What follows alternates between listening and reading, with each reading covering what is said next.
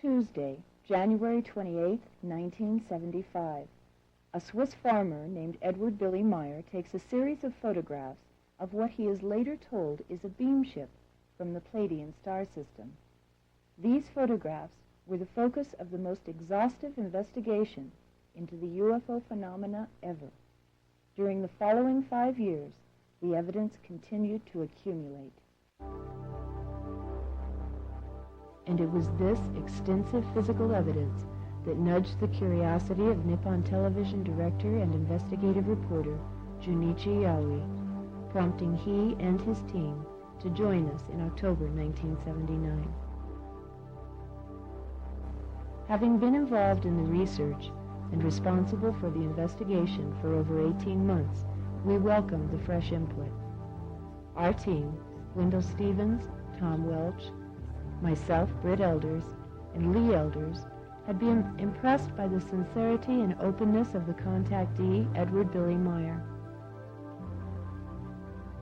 During our 5 previous visits, he had always been willing to work with us, answering what must have seemed an endless barrage of questions and ushering us across the Swiss countryside to the numerous contact sites. His Greek wife, Calliope, spoke no English, yet was a gracious hostess, allowing us free rein into her family's private world. And the Meier children recounted their UFO sightings with the exuberance of any other child showing off a new toy. At that time, Billy was struggling to become a self-sufficient farmer. With the help of friends, he was busy turning a run-down piece of property into something livable. He and his family were surviving on 830 Swiss francs a month, paid to him because he had lost a left arm in a bus accident in 1963. Still, this handicapped farmer, with only a 6th grade education, had taken over 800 of the clearest photographs ever seen of extraterrestrial spacecraft. The Beamship photographs, 8mm movie footage, metal specimens, and recorded sounds of the craft had spurred our investigation, and now would become the 2-year focus of Junichi and his crew.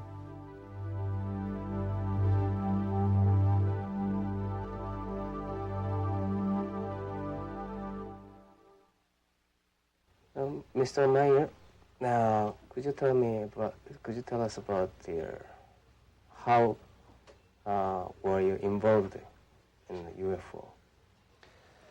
You see, that's a very long story. Yes. It begins at 1942 in my birth town called Villach. There, on a nice day, a summer day, I have something seen like a flash out of the sky. Was it night? No, it was like a silvery flash. And a piece of a second later, that flash comes very near, very close to my father and me. We were staying behind the house. How old was it? 5 years old. And then I have seen it isn't a flash, it was a very, very big disc. And from that time I got some contacts on telepathic way, and about that I was afraid. And I was running to our village priest to ask them what's happened to them, because I was thinking I will come crazy or foolish. And then he told me what's happened about telepathy. And I got into my head something like a voice who was teaching me on several things. And what they told me, I shall not be afraid. And then some time later, month later, I saw a second ship when I was far outside from our village. then it comes down, sit on the ground, and then comes out a very, very old man. I was thinking about 90, 95 years old. And he took me into his bow, metal bow. It was a spaceship. And took me up about 70 kilometers over the earth for several hours. And that was the real first contact I got. How did you feel? I mean, how did you get the telepathy? You see, if I have to explain that, it's somehow difficult. It was like a knowing and at the same time like a voice. Voice could hear in your head. Yeah, but not on that way how I can hear you if you speak now with me. It was something else, but I don't can explain it. And what did he say to you?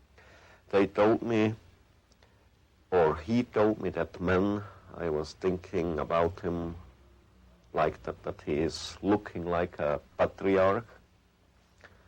And he told me that he is coming from very far in the universe, from other sun systems, from other stars. And that they will bring here some wisdom to teach the people here on earth for a good natural life, humanity, friendship, love and everything. And then that contact with that old man was going on for 11 years. After that time he left. And what was the name of the old man? His name was Svat.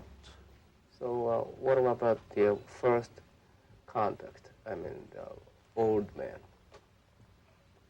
He belongs to the Pleiadian. Pleiadian. Yeah. And why he stopped to coming here? The Svat, you mean? Right.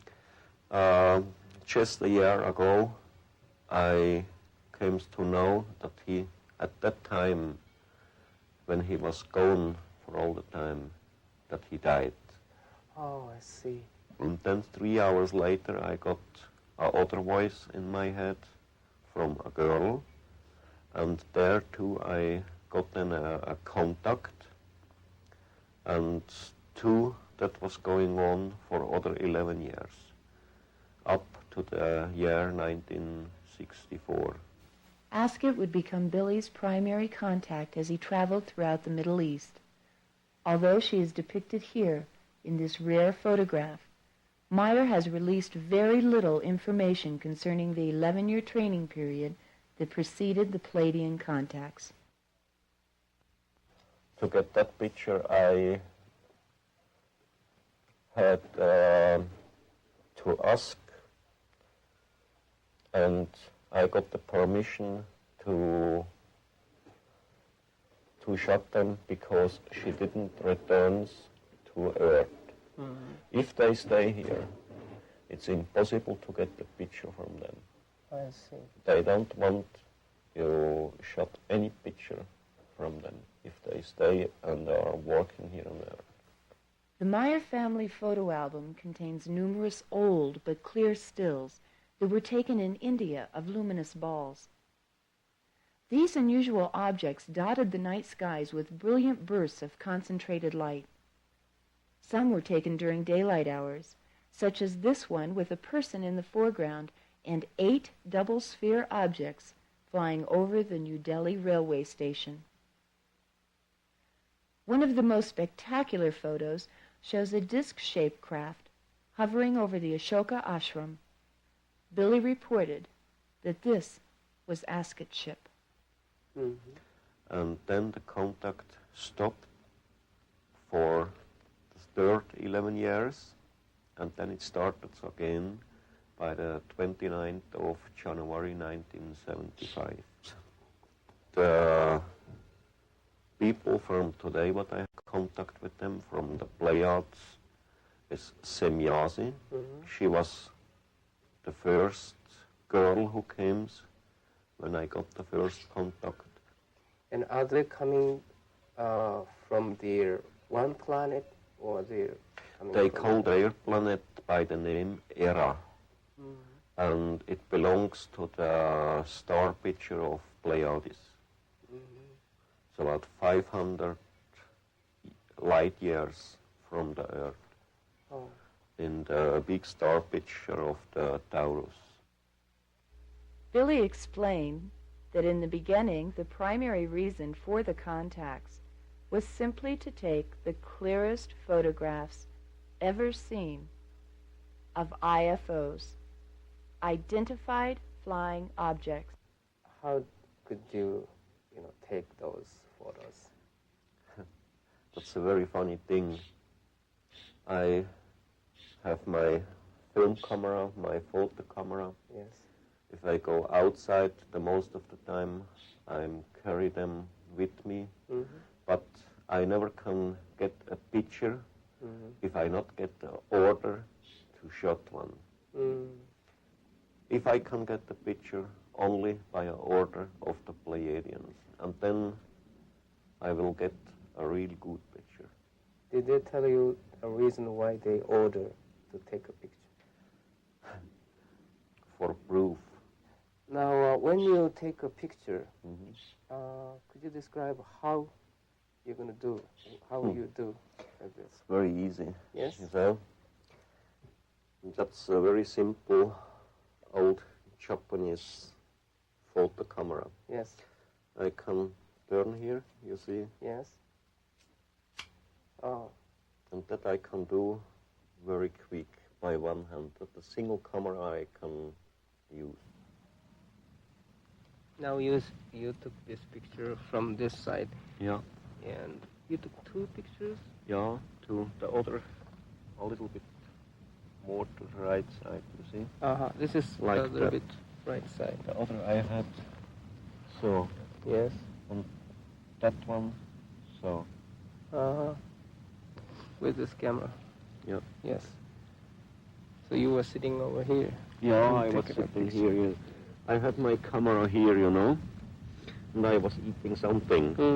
And then she came and I took the picture like that. Oh. And it's very easy to use in one hand. I say that's the single one I can use. All the other, they are too complicated, because you need two hands to handle them. Just take this way. Yeah. It's very easy. That's very Yeah. easy. I see. And it's very quick. And when you are taking a picture, there should be many people walking on the road, or living in the house, and or running the car. They might see the same thing. You see, that's very funny. If you take this here, I think that's now the ship. I'm staying here with my camera. Everything around the ship, up, down, behind, by its sides, will be closed. Nobody can see anything. There is a free line only to see something through here, the camera, or to my face, to my eyes. Then I'm staying here, get the picture, to get the picture from the ship. You stay there by the lamp or by the tree. You can't see anything, because there the sighting will be closed for you. It only will be open this way to the camera. And this happens the most time. And how about this one? You use the tripod with this? With them, yeah. Yes. I put it on the tripod. Then I have here an automatic. And then it works. I see. And two, it's a camera, but I can handle by one hand only. It's here. I see. That's the single one I can find.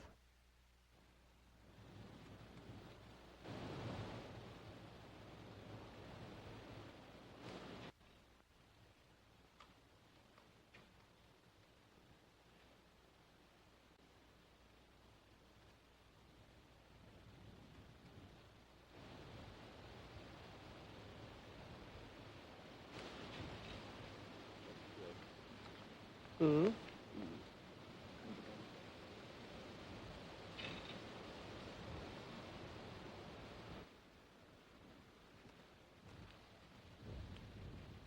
And at that time, when was it? It was outgoing winter time, I think 1976. The same year of that Yeah, shot. it was the same day. Same day. Yeah. Uh-huh. And how the saucer coming? We have got to go there to the front to tell you. Mm-hmm. You see there behind the mountain, Yes. about a third part from here to the mountain. Yes. The ship was moving from the left side to the right side. And Uh-huh. right side, left side, right side, Mhm. always on that way. Yes. And then at later time, before it left by sunset, it moves behind there the tree. Mhm. And you have seen the picture, and there I got 3 pictures I by see. my photo camera. So how many hours altogether from the beginning? Altogether, I've been here up for about 2 hours. 2 hours. Yeah. How many pictures did you take? Between 70, 90, 100, I don't know exactly. Most of them I lost somewhere, stolen, I don't know. The film and photographs taken here on the windswept ridge of Hassenbühl were the most impressive. After comparing the stills taken in 1976 with the actual location, Billy and Junichi walk and measure the site. The distance from the camera to the tree was 52 yards. The height of the tree was 31 feet, and the diameter was 21 feet, which visually correlated to the reported size of the Beamship. When was going down the sun, also by the sunset, it moves here behind, few meters behind the tree, and then I got here 3 pictures. Oh. And the sun was somewhere there behind over the horizon. And how many minutes it stayed here? Oh, this was maybe 20 seconds, 30 seconds, not more. And in that time I got these 3 pictures. It was maybe, I don't know exactly, maybe 5 meters behind, 3 meters behind, I don't know. And when was it? This one? That was 1976, I think. 76. Yeah. Should be autumn. It was evening time, but the time I don't remember exactly. But I think it's a very huge one, like this. And where was the UFO, the saucer? About 3 to 5 meters here Somewhere around behind here, the tree. yes. Yeah, somewhere here up. Oh.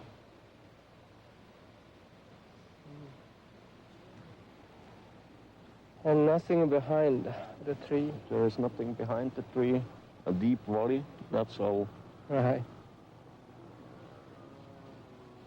But this ship is very huge, maybe 7 meter. 7 meter across.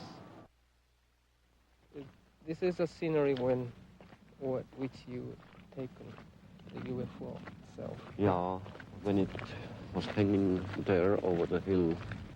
Yeah. Now there was up a couple of trees, cut the trees. Yes. Was it Pleiadian or including? Yeah, it was Semyasi. Semyasi? Yeah. Uh-huh. So you heard her voice? Yeah, in Only my her head voice. by telepathic way. I see. And how was the size? How big was that? 7 meters. 7 meters? Yeah. Have you All seen? the ships what she has, Mm-hmm. they are by 7 meters in diameter. Have you seen the inside of the interior of the UFO? Yeah, I many times was inside the ship. Mm-hmm. They took me up to other place and so. How did it look like? Oh, You have many machines? a very modern thing, you know, with small televisions, Mm-hmm. apparatus and everything. Mm-hmm. Looks like a factory, Oh. a watching central, you know. Mm-hmm. I see. So do they have a bed to sleep? No, it isn't a bed. There are 3 seats in it, Mm. and they can change them, and then they can sleep in it. Oh, I see. It's very bequem. Mm. So it should be somewhere around here? Oh, I think it was more that side. Yes. Here about, there's log. Was Yes, wood. the long wood, yeah. Mm-hmm. And the ship, I think, it was hanging somewhere here up. Yes. Between here and there. Between here and there, yeah. Yes. Oh. What's this about? 110, 120 meters from here to there. Did you try to close to it? Did you try to walk down to close to the UFO? No, you see, if I take pictures, they always tell me you have to stay there. Oh. We will be here and you have to be there. Ah, I see. I can't go so close to get some special things on the picture, you know. Mm-hmm. Mm-hmm. It doesn't allow it. Oh. Months earlier, 3 35mm stills had been extensively analyzed. This one was coded the woodpile scene and had been examined by Neil Davis, a physicist and aerospace engineer. He tested them with a microdensitometer and determined that the analysis of the separations did not reveal any details that would cast doubt on their authenticity. The conclusion of his report states, "Nothing was found in the examination that would cause me to believe the object in this photograph is anything other than a large object photographed some distance from the camera." The photographs were not the only physical evidence undergoing detailed scrutiny. Marcel Vogel, a senior scientist and chemist with IBM, had been carefully analyzing the tiny metal fragments Semyasa had given Billy. Metallurgical analysis had revealed the presence of the rare earth element thulium, but it was through the lens of a scanning electron microscope that Vogel made his most amazing discoveries. I could not explain the type of material that I have and its discreteness by any known combination of materials. I could not put it together myself as a scientist. If I were to take these combinations and put it into a furnace, melt it, then pour it out and pull a little ingot, I would see all of these elements present there in any one area. But I don't. I see this discrete bits of material. Now, it can only happen by some form of a cold fusion process where you have the elements present and you fuse them together so they still maintain their identity, but they interpenetrate into one another. It's also a challenge because I showed it to one of my friends who was a metallurgist, and he shook his head. He said, "I don't see how it can be put together." And that's the way we are right now. And I think it's important that those of us who are in the scientific world sit down and do some serious study on these things instead of putting it off as figments of people's imagination. Could I say this material is extraterrestrial? it doesn't look like anything that we've made here. At this moment, I would feel very much inclined to accept what was given to me as being true. I see. I respect the people I have met so far, their integrity, their willingness to work.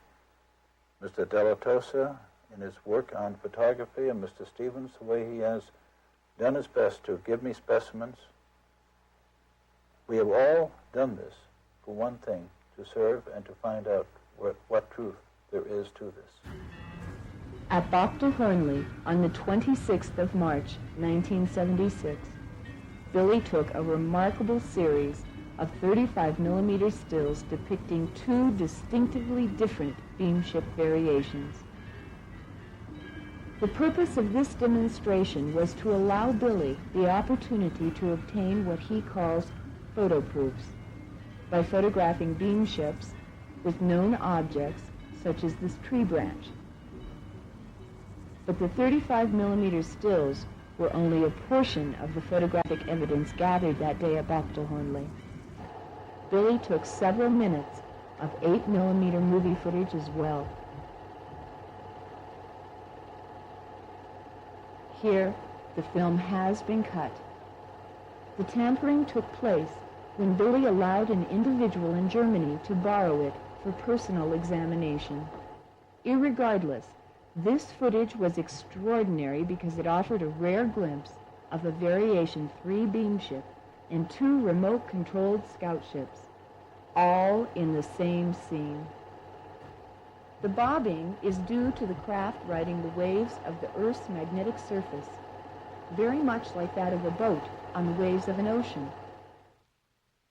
One of the stills taken at Bachtel Hornley would undergo computer enhancement, allowing the opportunity to study the intricate details of this Beamship.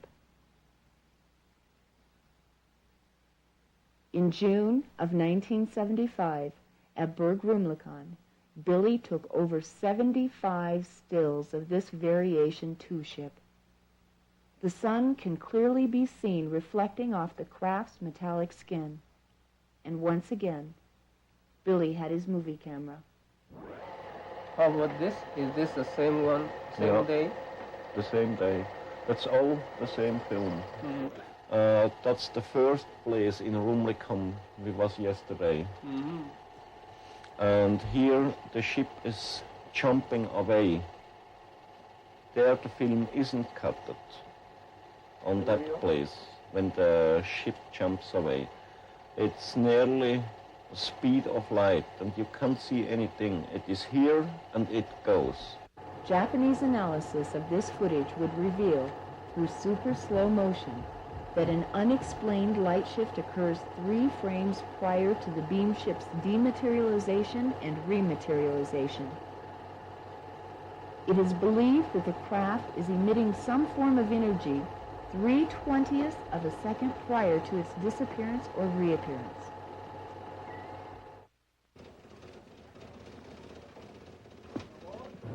One of the most important contact sites was less than 5 minutes from the Meier farm and located in a nature preserve. Obersadeleg offered a unique look at a complete sequence of stills.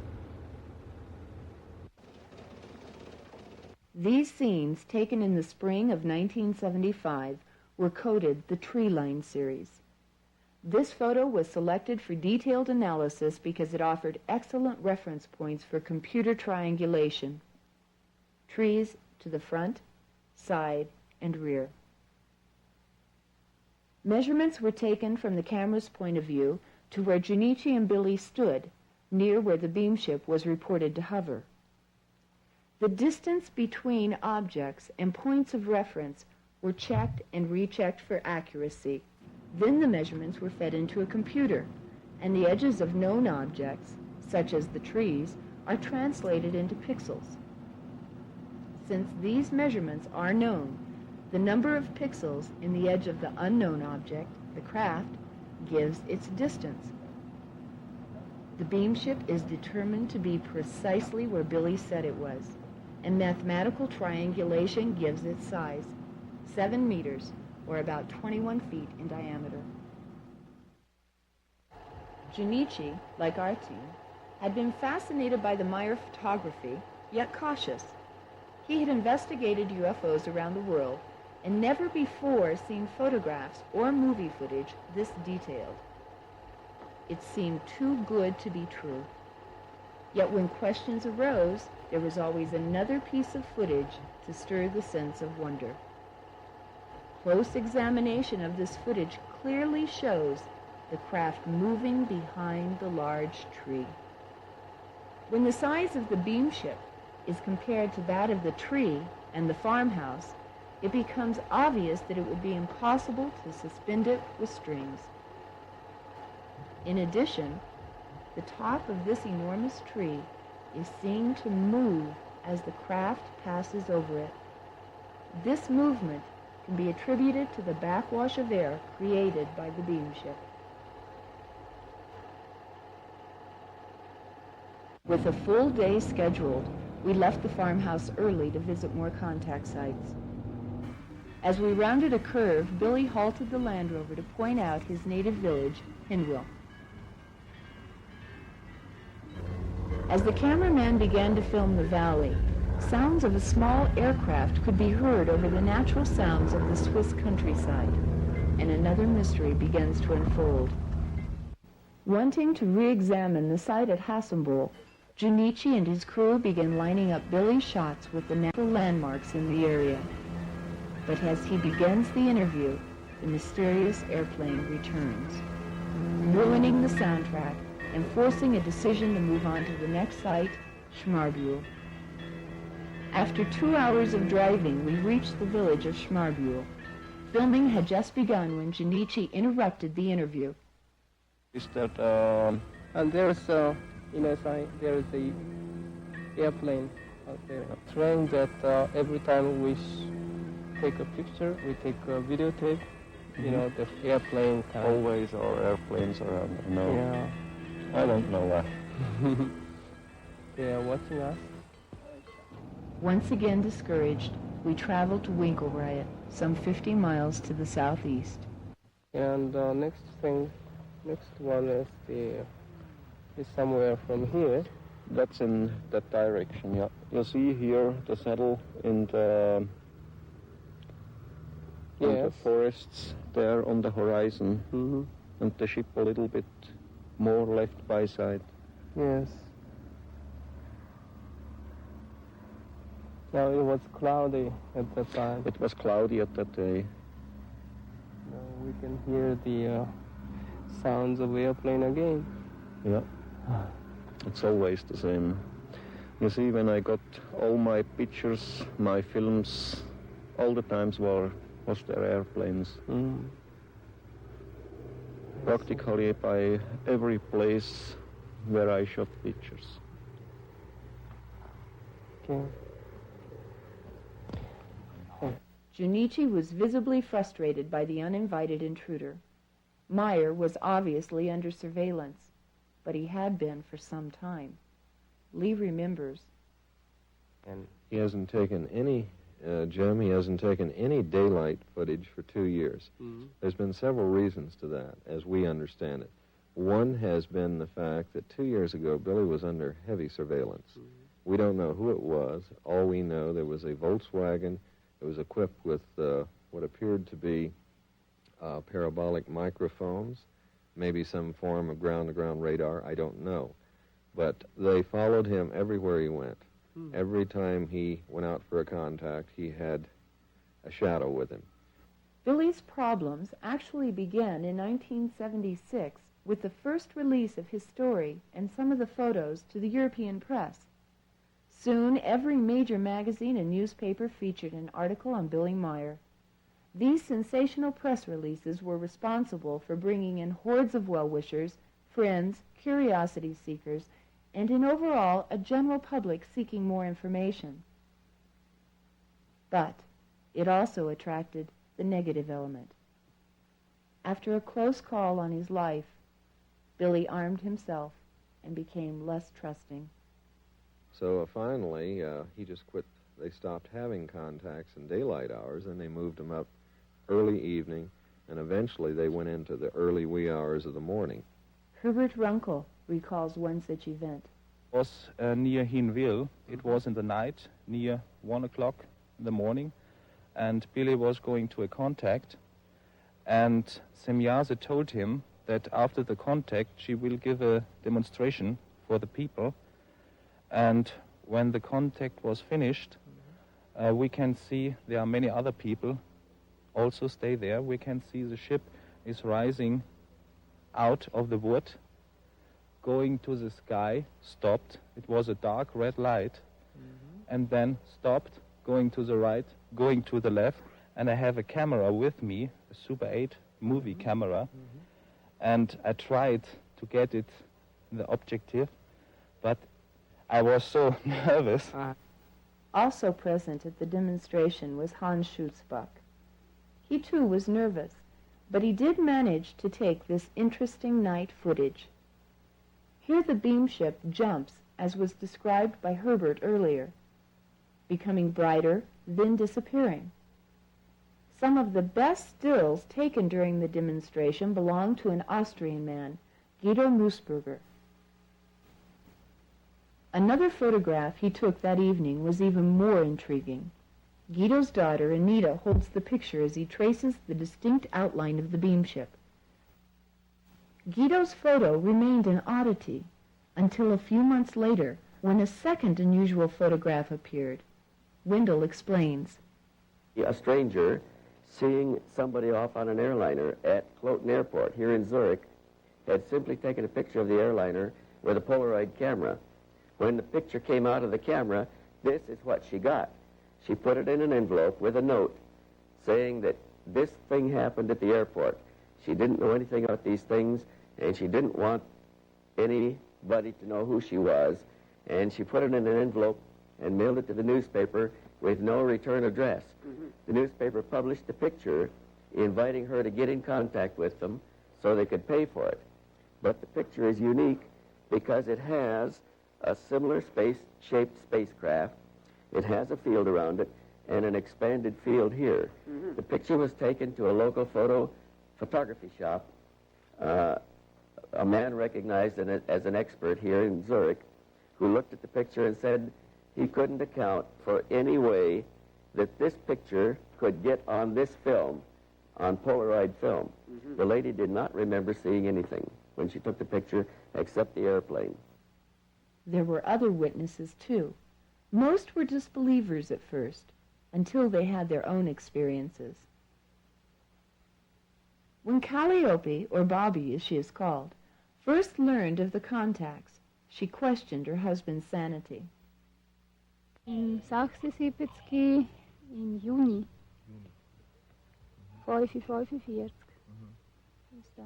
Today, after many personal sightings, she finds the encounters routine and feels that the Palladian message to mankind is far more important than the evidence. The Meier children openly discuss their sightings. They're proud of their father's contacts.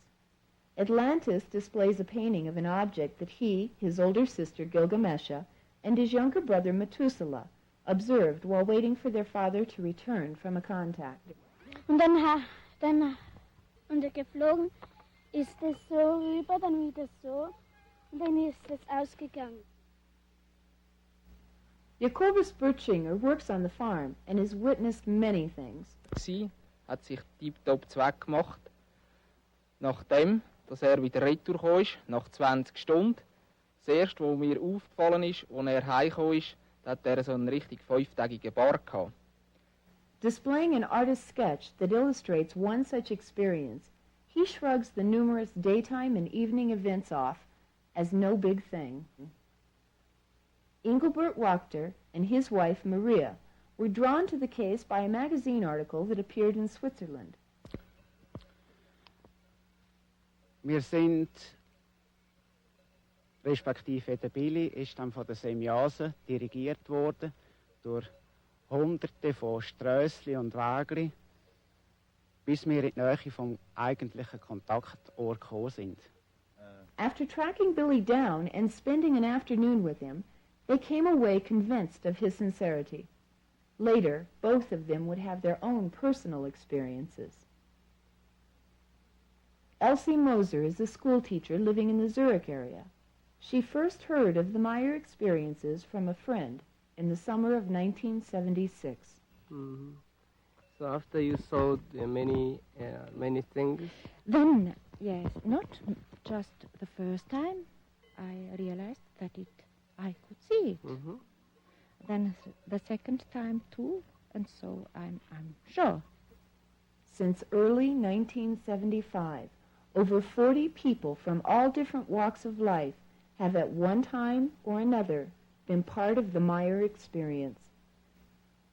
Herbert Runkel came from Munich not only to act as a translator for Junichi, but also to describe as a witness his many experiences. I come out on this place, and from this front, Billy and one woman was coming. They made a walk in the morning, and I go here, near this, and then I light my cigarette and look around to this area, and then one light switch on, maybe here, yes, and it's going this way over the house, and near the antenna, it was so bright. Oh, how big was it? How? This one. Oh. Yes. How? Like a small ball. I see. And it was a quite cold light, very intensive, yes. And then the object is going away over the woods. And since going away, the light will be small, dimmed, yes. And on this time, Billy get a telepathic contact, and Semyase sends greetings to all persons on this area here.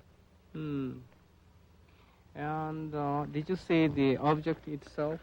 Or? The object itself, not clearly. It was a very intensive light, you know. It was so... I need glasses, maybe. Oh, yes. It's all right. But the light was very concentrated. The light don't go away. It was concentrated on a point, and like this. And did it lit up somewhere here? Nothing. No? Nothing. It was quite dark. It was brightly sky. There are many stars. And it was a little bit the sunrise, you know, in summer. Did you hear noise or sound? Nothing. It was quietness. I see. Yeah. And is that the first time you saw the UFO? No, this was fourth time. Yes. Fourth time? The fourth time, but the first time on this area, on this place here. Oh, Yeah. Where is it? This one? On this place. The other sides will be seen in the near of Hinwil. Where is it? It's about 25 kilometers from here. It was it is a little village. Billy was living there for some years. Oh. And he changed his flat and come here in the April of 1977. Yes. So a year before, yeah. He moved to here. He moved to here. I see. So how many years did you investigate? I know Billy since the 14th of July 1976. I read in a magazine about these things, and I don't believe it at first. And I come here to meet Billy, to talk with him. And then I saw many, many photos, films, and so on. And it's very incredible. And now, what do you think? No, I can't think, I say it's real. I saw the objects by myself and many, many other things. Herbert had filmed the landing tracks shortly after the event had taken place. The footprints of the Palladium beamships were unique. They had landed on tripod legs, each having a disc-shaped pad or shoe that left the grass and all other vegetation swirled down in a counterclockwise motion.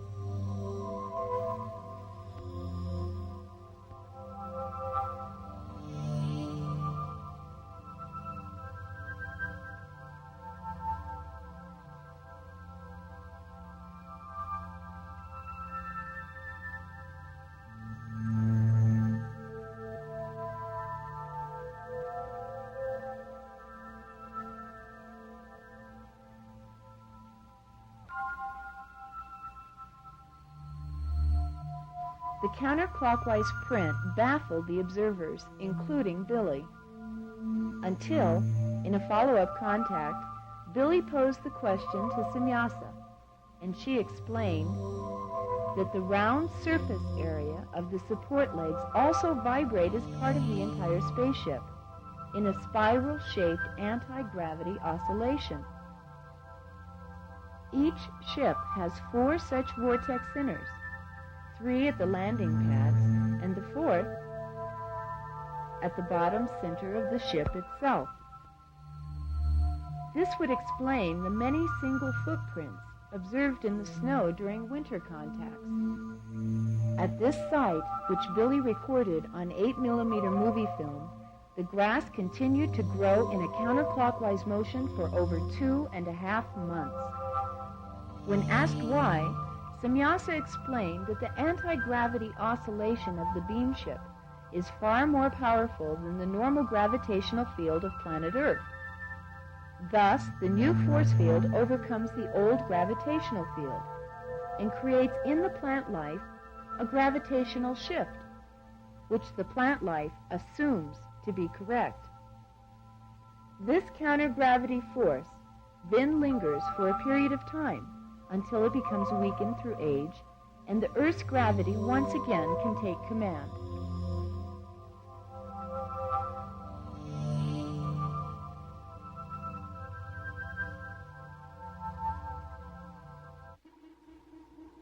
On numerous occasions, the Pleiadians had allowed demonstrations for Billy and his friends to record the sounds of the beamships, while the crafts remained invisible to observation.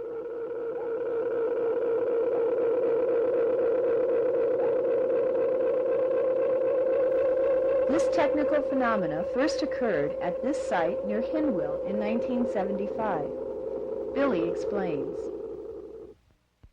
The ship was about 60 or 80 yards above me. And my people, my witnesses, was 116 meters away. For them, it was impossible to see the ship. They only heard the voice of them, very, very loud. They got a headache, you know. I was directly under the ship, and I have it seen in the sky. How could they do it? I don't know. They have some invisible net. This invisible net may have been responsible for Billy's numerous disappearances during contacts. Jacobus and Herbert recount one of their experiences that took place in the summer of '77. He disappeared out there.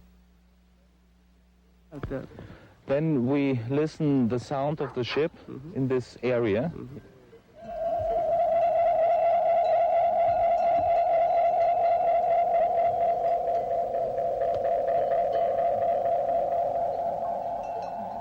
And I ran to Jacobus and said to him, please stop the tractor because we want to listen to the sound. And 10 minutes after we start our work again, Billy come up this hill from the ground and say, come with me, I show you the landing tracks. They brought me back and the ship was setting down on the earth and there are 3 landing tracks. And I take my photo camera and goes down and made photos by these landing tracks. When the Billy disappeared out there, did you search that area? Yes, I think at first he is running around this corner this way to the wood, yes, but he don't come out from these trees. I see. And the time was too short. He's not an Olympic gamer, you know. It was some seconds only. And he must be disappeared on this corner down there.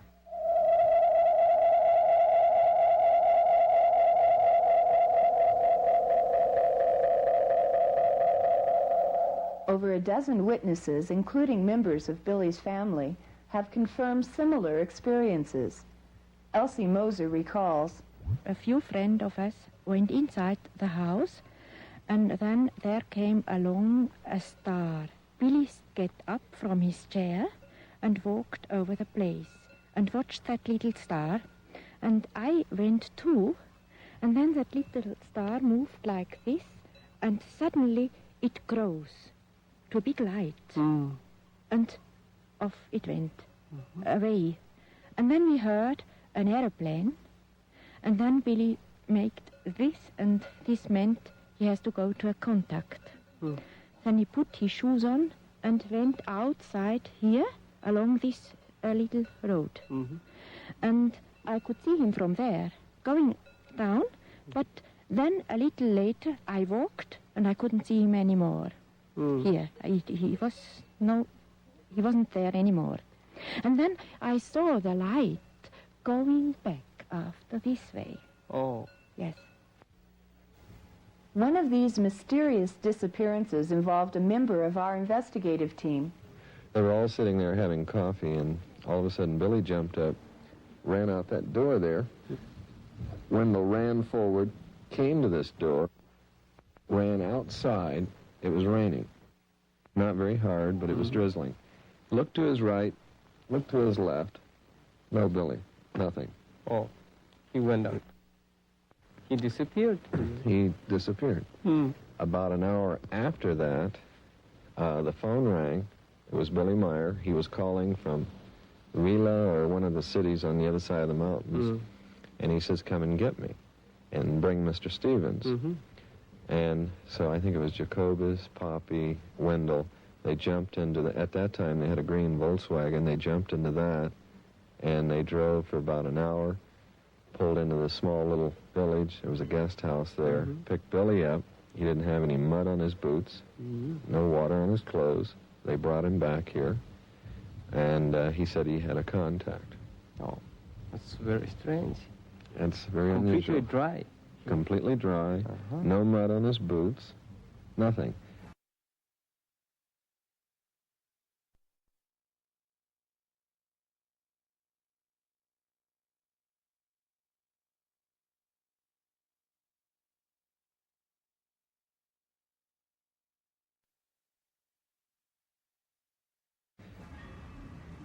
What was to become the most dramatic episode of what Junichi referred to as the invisible net began on an innocent note in the spring of 1976 in a small valley known as Schmarbühl.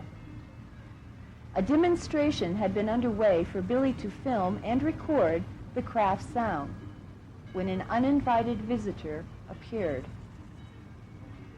From there behind, from the south, came a fighter, a Mirage fighter. And always he was going on to Semya's ship.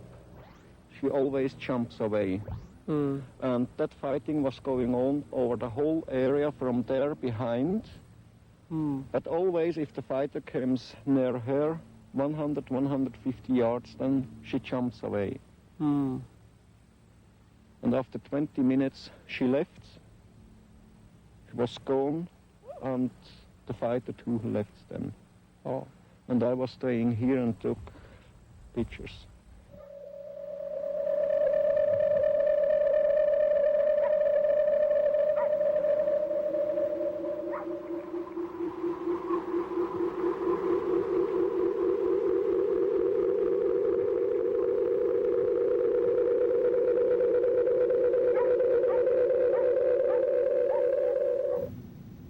Tom Welch was coordinating the scientific research in the United States.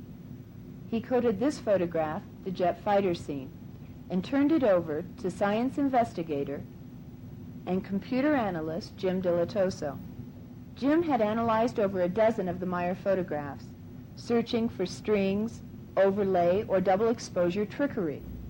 None were found. Further analysis showed that the distance of the jet was over 2,000 yards away from the lens of the camera, and the size of the craft was about 22 feet in diameter.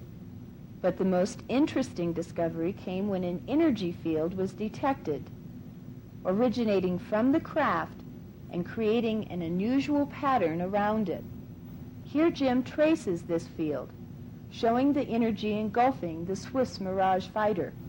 The computer analysis report concluded the Mirage fighter is definitely inside the energy field emitted by the spacecraft. Did you ask to the Air Force about this?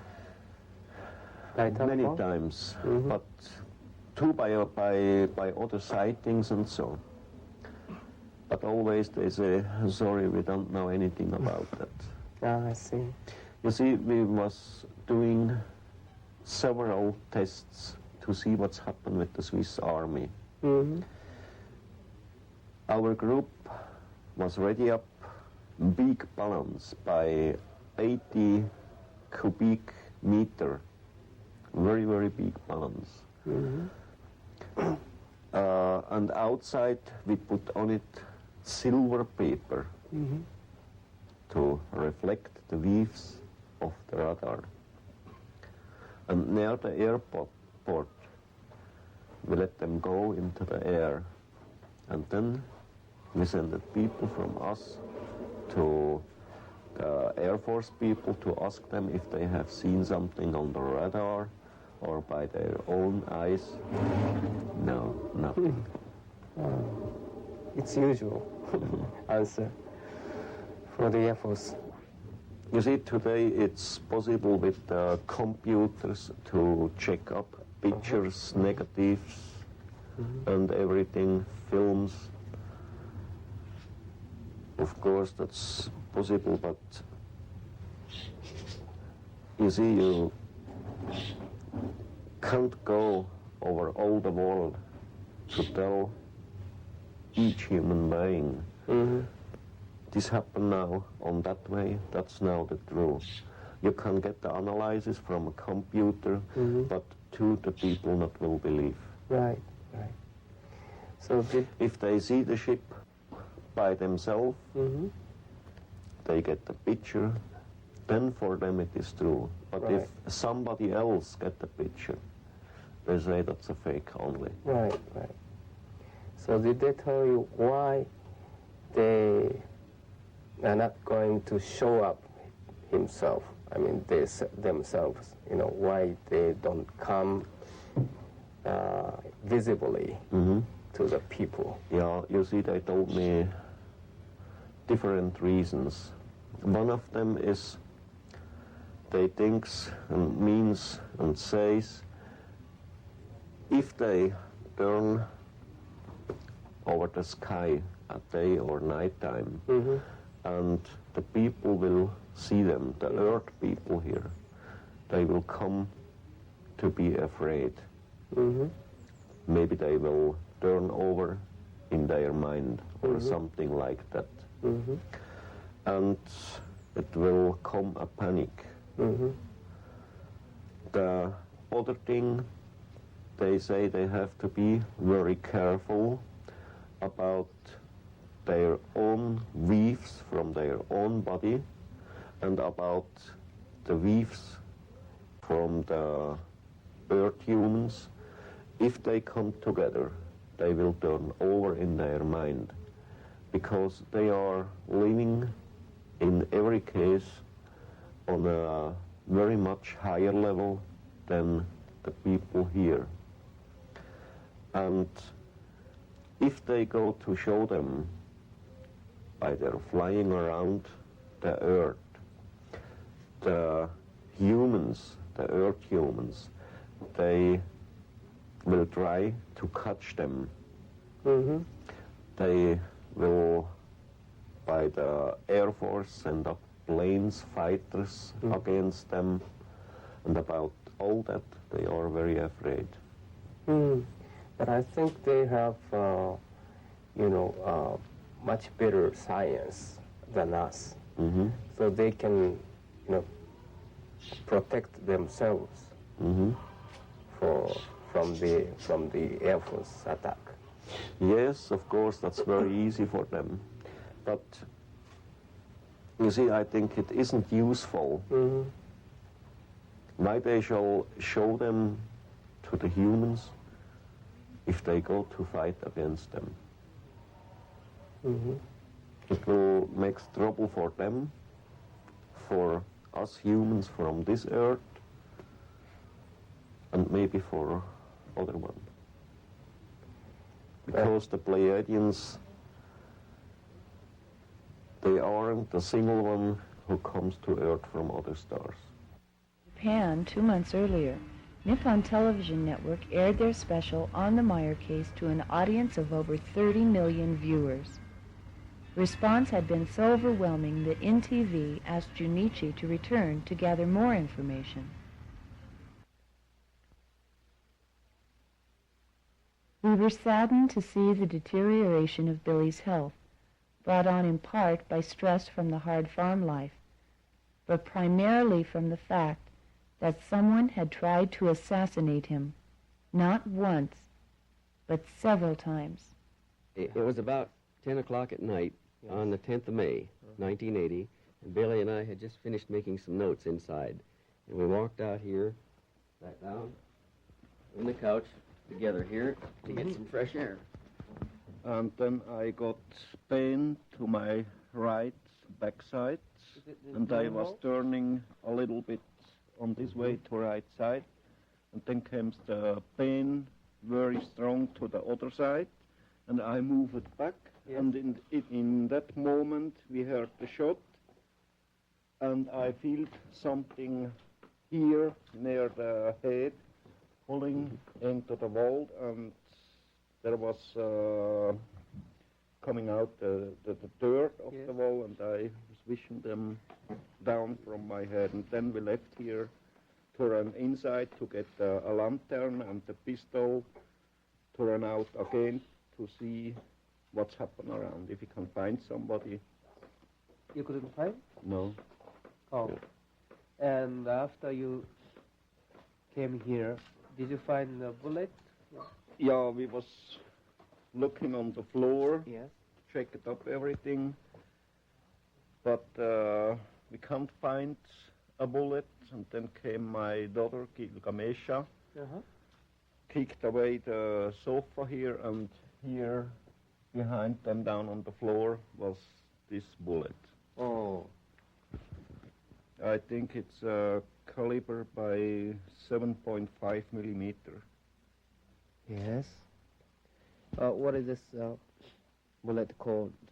The nearest size we have is 30 caliber, but it's 7.7 meters, and Billy thinks it's a pistol bullet. It's a soft-nosed bullet with no jacket. Spreads out when it hits. It's a very weak material, very soft. So it's called dum-dum? Yes. Well, that's what we'd call a dum-dum bullet, yes. Dum-dum bullet. Oh. It's fit for this, yes. This fall.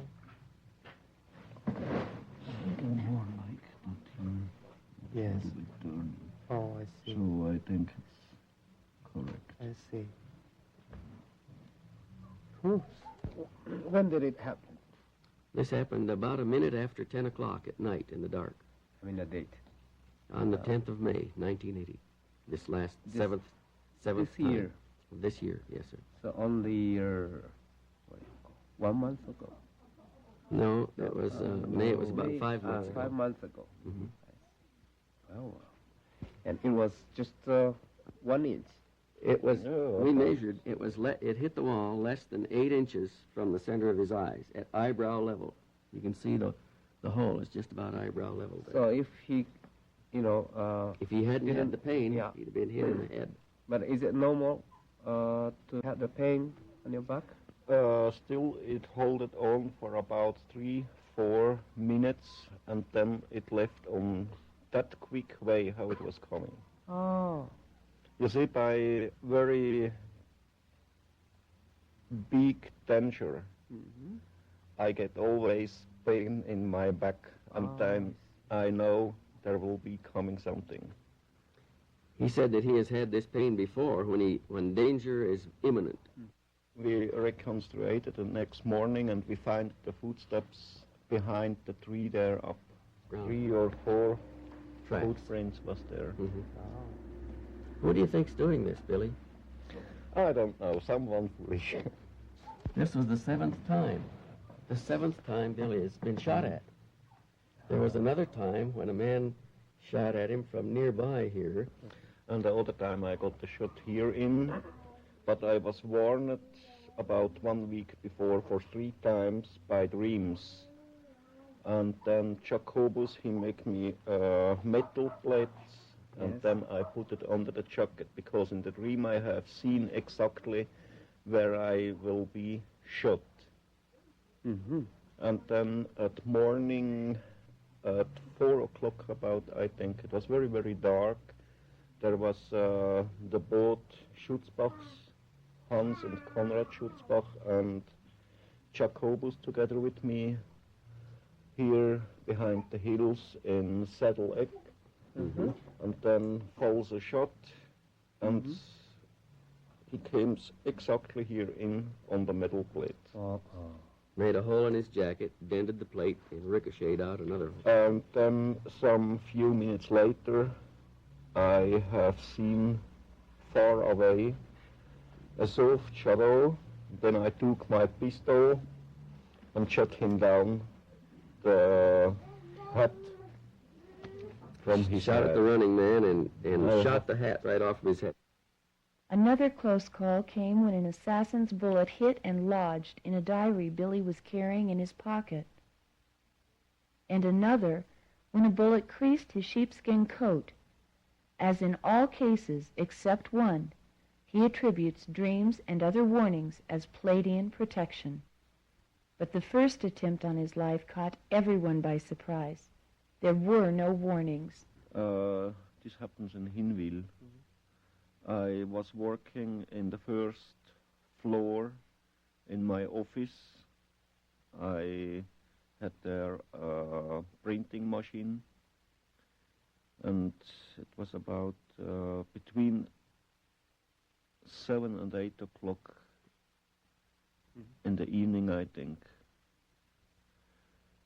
And I just was working under the light lamp by the printing machine.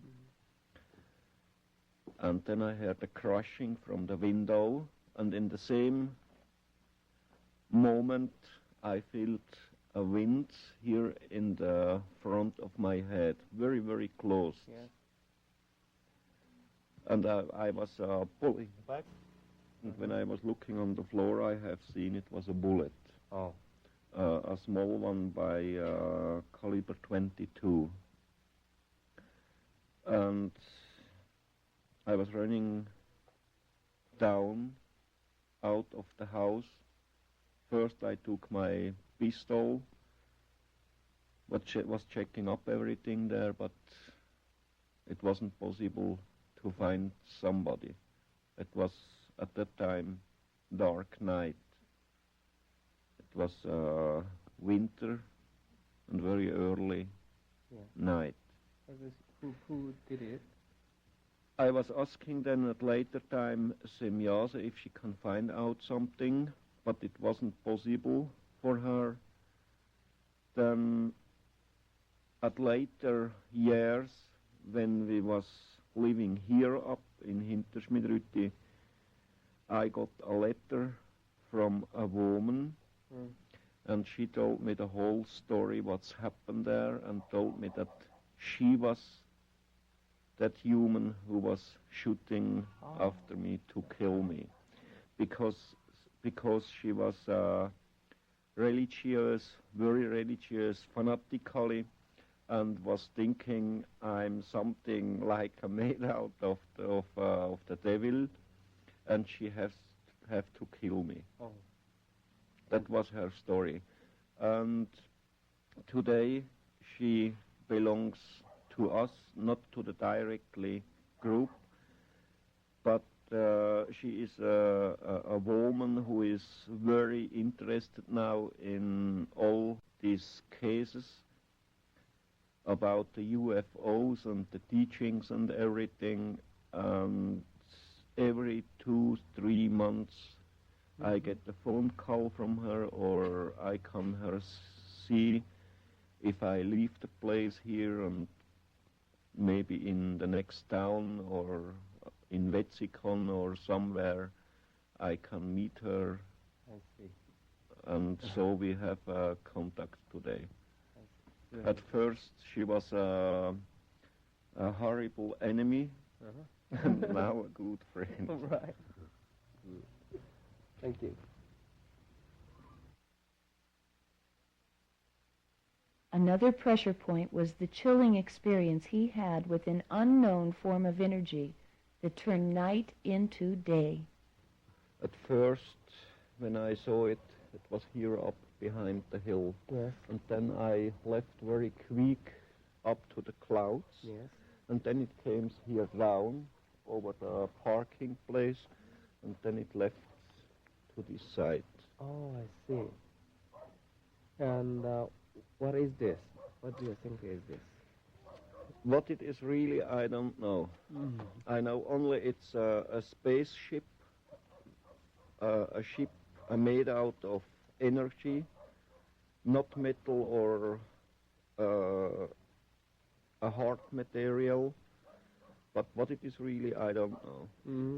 So this is different from the Pleiadian ships. The strange energy form moved west to east, manifesting a brilliant intensity that illuminated the distant mountains and meadows, while at the same time it constantly changed form. Did you ask to the Pleiadian, what is this? Yeah, they didn't know what's really happened with these ships and which kind of energy they are. Oh, I see. So this must be energy. That's real energy. I see.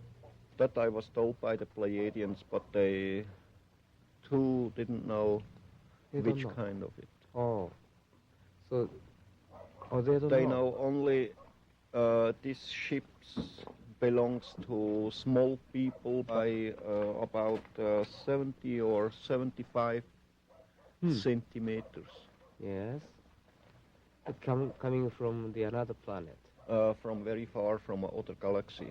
Oh, I see. But they don't know them. This incident would remain a mystery. However, tired and recuperating from bronchial pneumonia, Billy did provide answers to many questions in an extensive interview, beginning with, what do the Pleiadians look like? They look like humans from the Earth. Yes. And they looks not strange, not like half animals or half humans. They look like really humans. Is there any slight difference between? There is a small difference only with their ear lips here. Yes. They are a little bit longer than our one. Oh, how long is it?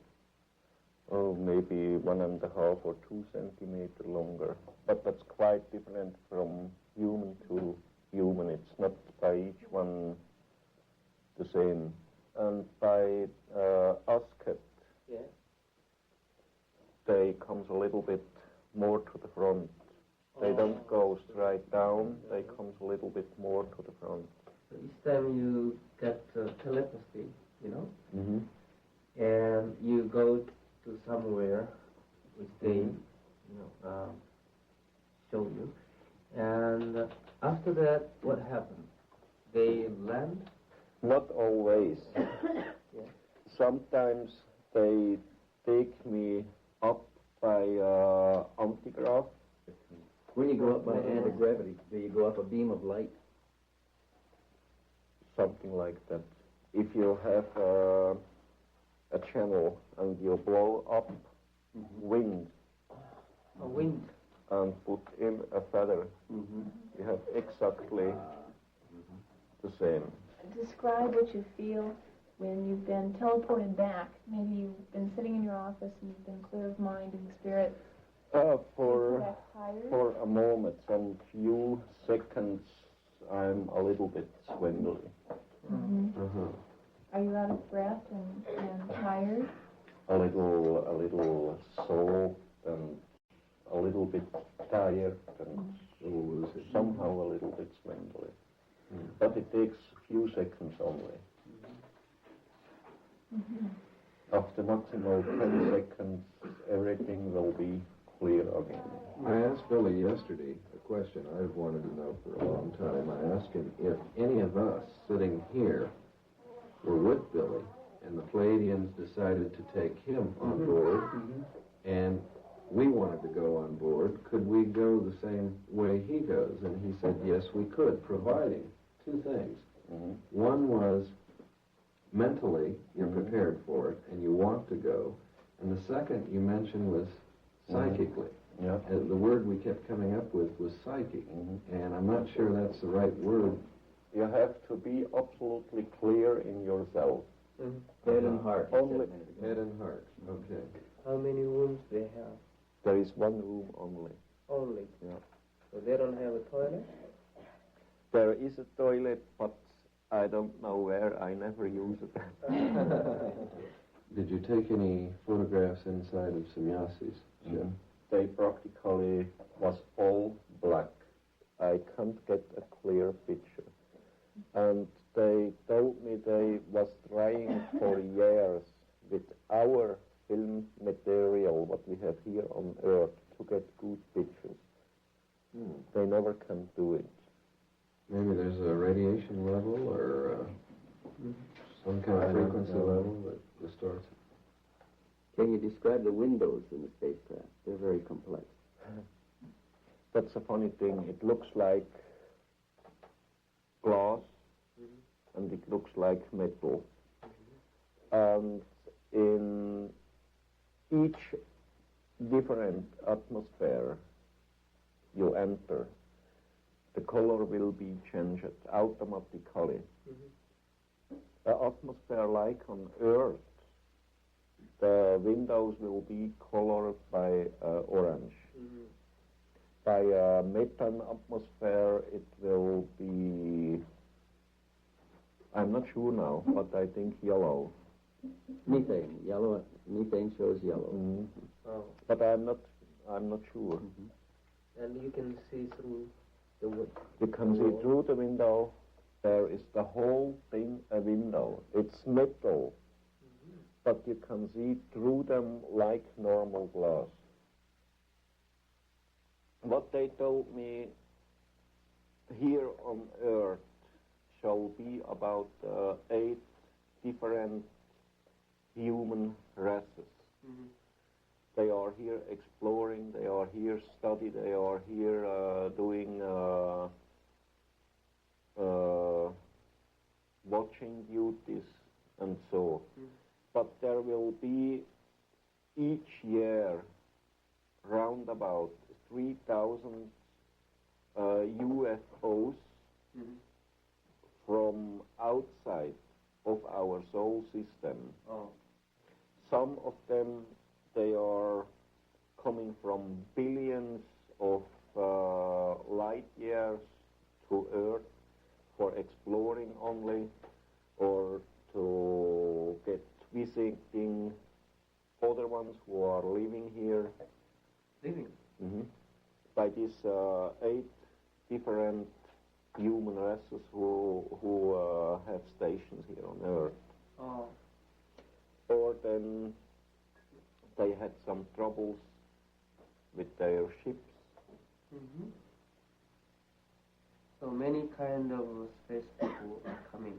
About 3,000 different types each year. 3,000 different types of UFO are coming. Yeah. Wow. One of the researchers calculated that there may be as many as 70,000 reports in a year worldwide. UFO pictures, up to this point at least, are accidental. They happen once and they're gone.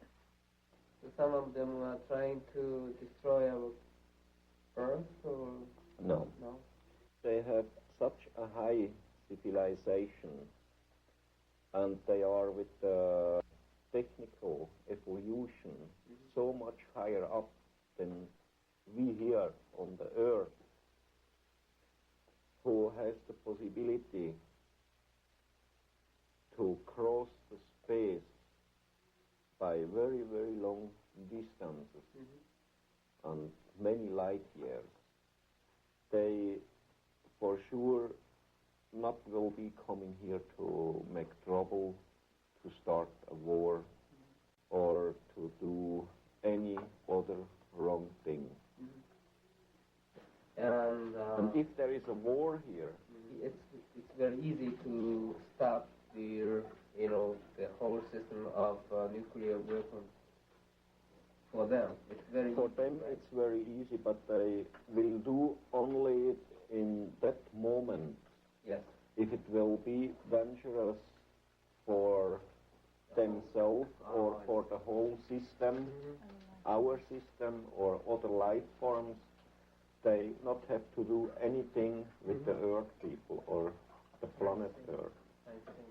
So if we want to destroy ourselves, it's our own business. But if we start affecting other civilizations and other life forms, then it becomes their business. I see.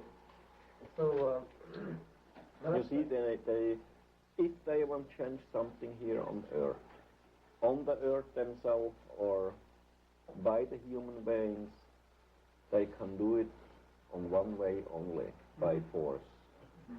Right. And to use force, it's for them a forbidden thing. So what is the reason why they are coming? They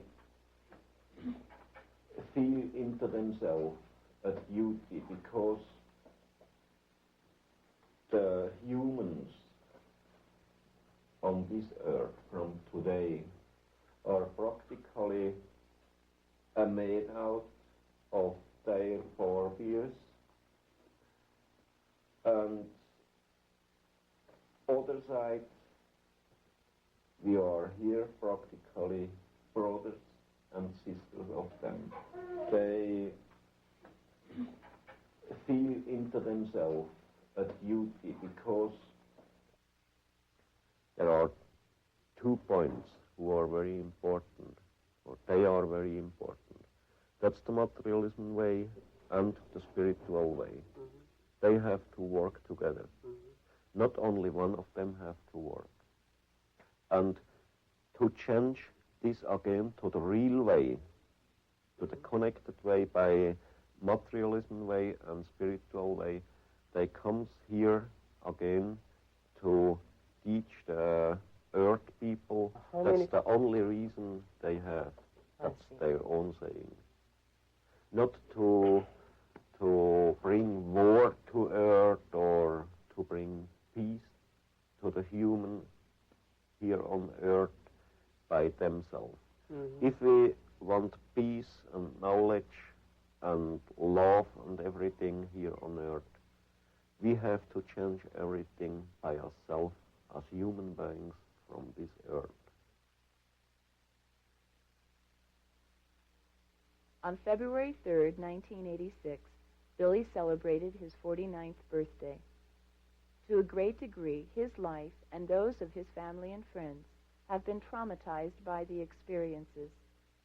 However, the story of his encounters has touched millions of people on this planet, opening minds to the possibility that we Earth humans may not be the only thinking beings in the universe. With the Pleiadians acting as observers and occasionally nudging our senses in the right direction, perhaps we can do the rest ourselves.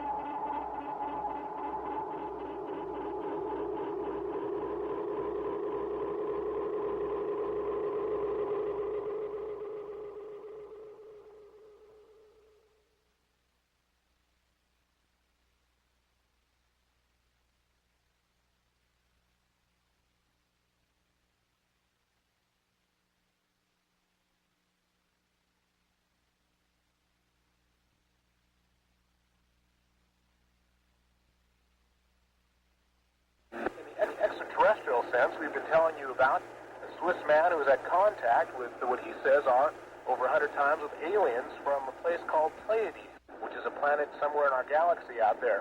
And he's just published a book with all kinds of pictures and all kinds of texts about that contact he's had. By a Swiss farmer named Billy Meier. Meier has hundreds of other photos and some metal fragments from the spaceship. The photos that are not in the current book are still being tested, and so are the metal fragments. Marcel Vogel, a research scientist with IBM, tells us about one piece of metal that he examined. In the extraterrestrial sense, we've been telling you about a Swiss man who was at contact with what he says are over 100 times with aliens from a place called Pleiades, which is a planet somewhere in our galaxy out there. And he's just published a book with all kinds of pictures and all kinds of texts about that contact he's had. By a Swiss farmer named Billy Meier. Meier has hundreds of other photos and some metal fragments from the spaceship. The photos that are not in the current book are still being tested, and so are the metal fragments. Marcel Vogel, a research scientist with IBM, tells us about one piece of metal that he examined under an electron microscope. It's a very unusual combination from a metallurgical standpoint. I've shown these to metallurgists, and they shake their heads. And the most unusual thing is the purity of these metals in adjacency to one another without their cross-contamination. They're very sensitive to light, and as soon as I expose them to intense light from my microscope, the metal oxidizes very rapidly and just breaks down. I've never seen that. This really took me back. That only happened on Friday. And then going back in tonight, I'm having another go at observing and measuring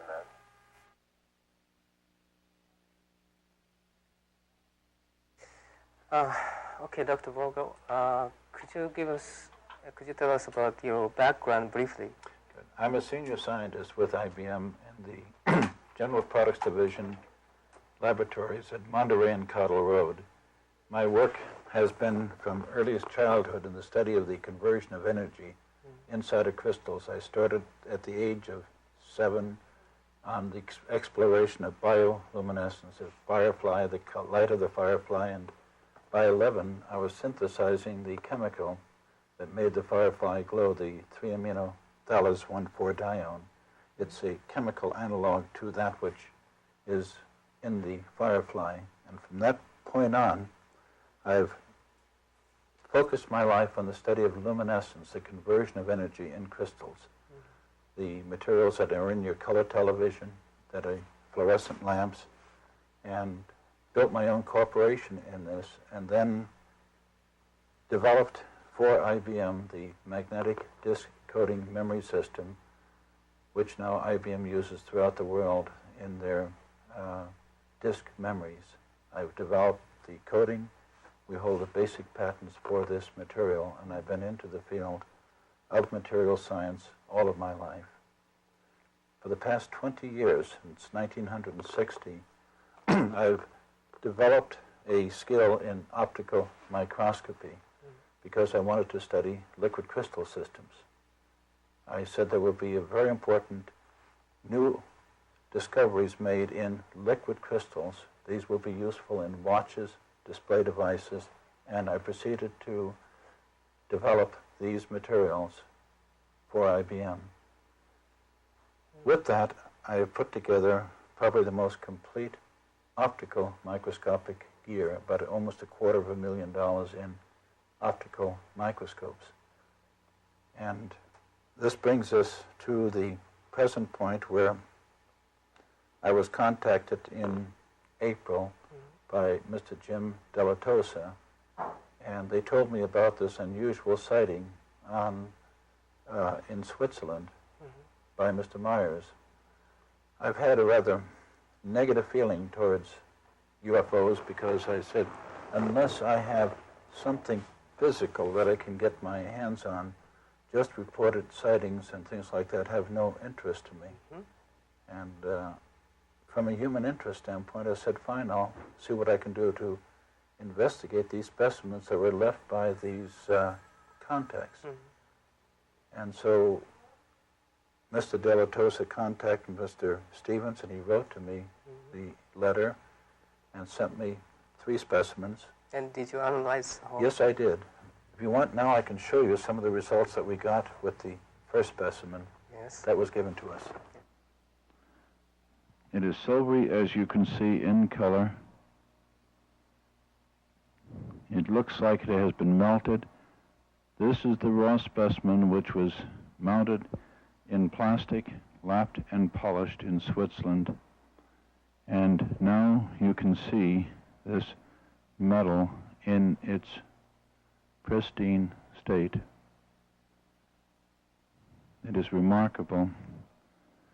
We will now illuminate it by oblique illumination.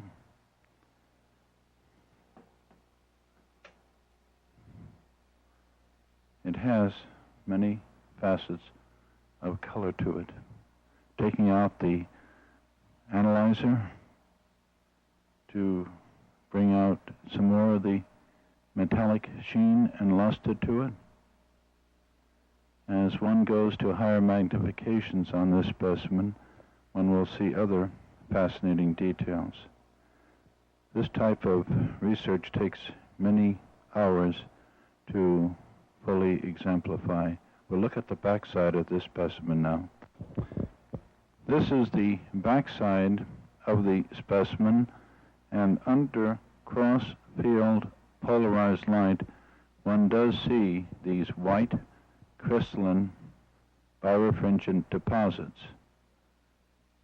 The luminous area to the right is just a reflective glare from the light source, as one can see here, but we're dealing now with polarized light, and there is this area illuminated.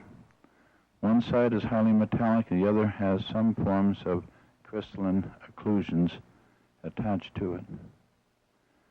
I'm using no objective lens in the Zeiss Ultraphoto 3B, and am using what is called a pH position, bringing in a Bertrand lens, and I'm focusing with the Bertrand lens to bring out the details. Gives me the lowest power in the microscope, so I can bring the specimen totally into the field of view that one is seeing here. It's a very small but highly convoluted specimen, so it takes many forms of light. The cesium iodide, 2 incandescent bulbs on the left and the right-hand side. Now we'll move to a higher level of magnification of this and see what we will find. We're looking at this specimen now with Nomarsky interference contrast. The objective is a 8x pole, so we're between 80 and 120 diameters magnification. Under interference contrast, one sees now a vein of highly birefringent material running through the specimen we did not see before. What I'm pointing out is that to see the details in this specimen requires an extensive use of all the tools of microscopy. Now we can see banded structures in the center of the field, like fold lines as one would encounter in lava-like flows. The material looks like it has been extended in a flow process, but it does not show what one would see in a furnace from extensive heating. The remark has been made that this specimen was made by a cold flow process. And this seems to be the case here, because one finds areas of structure which are highly birefringent, as one sees in here, very distinct lines. Here is a complete pattern of material flowing in and precisely stopping. Here one can see a better detailing of this. It's like a material has been kneaded and rolled over and flowed together. Here's another band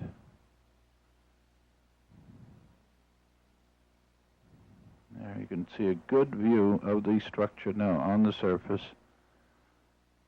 I'm putting the analyzer in, rotating it. We'll go now from the quartz iodide lamp that we're using here, 100 watt to a 250 watt cesium iodide. Much more detail is evident, and one gets better penetration of the light into the sample. Coming back, you're conscious of it, but now we can clearly see it. I will examine this specimen later on with infrared and ultraviolet microscopy to look for further detailing. This is pure exploration, because one does not know what one is dealing with at this time. We'll go to one more level of magnification. We'll go to a higher magnification in this particular area and see what we will see. Here is the same area now at 160 diameters, and one can clearly see distinct areas in the specimen. If one were to use gross examination of the specimen, one would lose the significance of these discrete areas. In the analysis we will do now, we will take each one of these areas and examine them in detail. Go to a higher level light source. Suddenly these things come out in sparkling detail. Reducing the field diaphragm. Adjusting the aperture diaphragm. There's the edge of the diaphragm. Quite difficult in area. We'll move around a bit. And little tiny crystallites. These banding are fascinating. Here it is here. There we are. What I am trying to visualize is how this thing is put together. There are discrete bands of material you saw in the lower part, and they look like they've been manipulated instead of made by nature. With this now, we will conclude with this specimen. We're now looking at a silvery metal specimen number 5 in the 4th stage of development that is used according to the document that was given to me in the preparation of the metal for a spacecraft. We're looking at the object now, which has been mounted and polished under cross-field polarized light using a 250 watt cesium iodide light source. There is birefringent areas in the middle of the picture, and as we rotate the analyzer, we'll see the specimen of the metal appear here. It is rather complete in the sense that there are no precise differences in grain boundaries. There are occlusions in the material which are quite birefringent, especially around the edge of the metal. As one rotates the analyzer now, one can see these strongly birefringent areas. There's a thin skin of a crystalline-like material, highly birefringent, white as one can see here, and the metal itself has minute specks of also birefringent material in it. These must now be analyzed by the scanning electron microscope. We're dealing with a rather low magnification. In this case, it is the 6.3 X-pole, so we're about 100 diameters. We'll go now to higher magnification.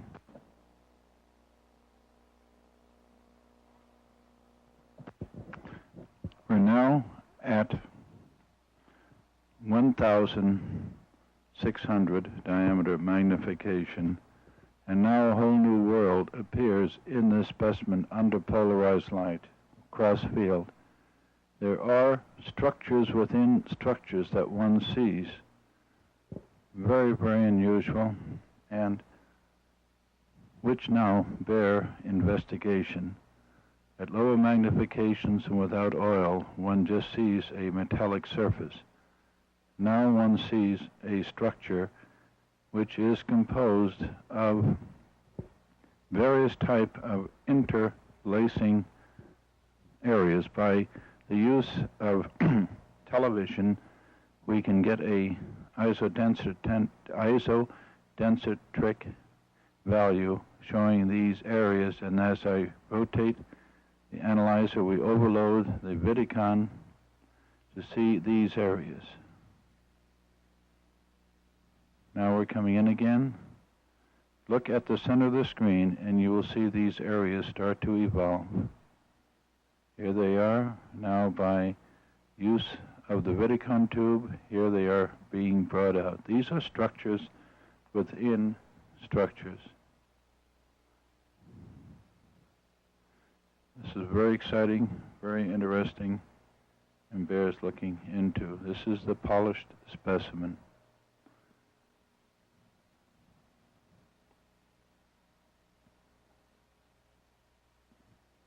We're at Crossfield. We're using the 251 xenon and cesium iodide source. We go to higher magnification yet, and higher yet. We're now at over 2,500. And one can see these birefringent structures. Very exciting. And we must go now to the scanning electron microscope. This is very unusual for a metal to have these birefringent areas. A metal normally will not exhibit this. The birefringent areas are the white portions and the deep bluish areas that we're seeing on the color screen. I'll expand this.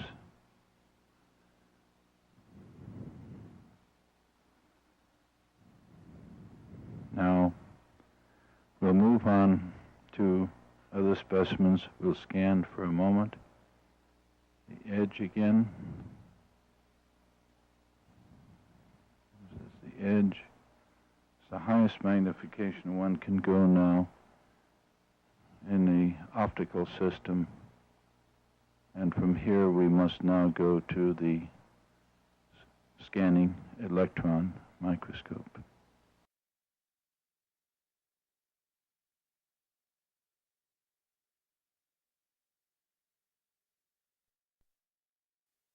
This is the letter that was sent to me by Mr.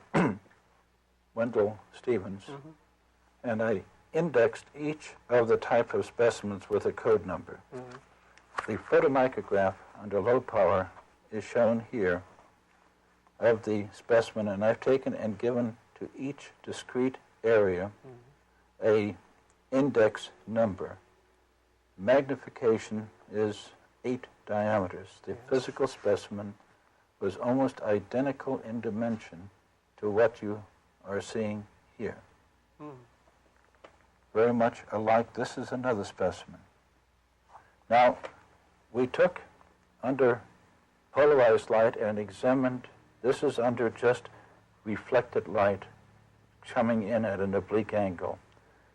Very interesting thing is a goldish area here. There's silvery, but also these peculiar flow lines coming. I then went and used Nomarsky interference contrast microscopy, and we came across now crystalline patterns, which are in here. And again, you notice these flow lines, like a material being melted and pulled out like taffy.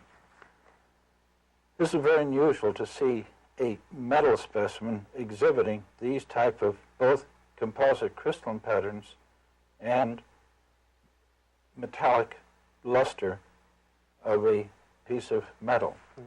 But even more interesting, I started to go now into this area here. Then using what we call polarized light, we polarize light and going to a little higher magnification, only 63 diameters, we got to highly birefringent areas. These colors are caused by the optical rotation of your light, giving you these intense colors, which we call birefringence. And circular areas, little deposits of crystalline formations in these circular areas. Now, I decided to go, being I saw that it was what I call a composite, means it is composed of a varying grouping of materials. I had to go to a discrete form of analysis, not just general analysis or even cutting a piece out, but I had to leave the specimen alone and study it piece by piece. And that was done with the Hitachi scanning electron microscope. I work now with an associate of mine, Dr. Wee, and this is now a scanning electron micrograph of A1 area, and this is A2. This is 500 diameters. This is now this area here blown up to 2,000 diameters. This is a field emission microscope, so one gets then very, very high degree of depth of field. The specimen was not touched, which means I did no gold plating, no metallization of the surface, so it was left alone. And what excited me was a tremendous ability to get a depth of field in the specimen without ion burning. In other words, the electron beam did not accumulate. These surfaces acted as conductors here and gave us then a very sharp, clear delineation of the picture. Normally you have to take and cover this with gold, to get a sharp picture. This specimen is called number 4, same metal as the sample that turned to powder, dark third process. The silver is the 4th process and the gold silver is the 5th.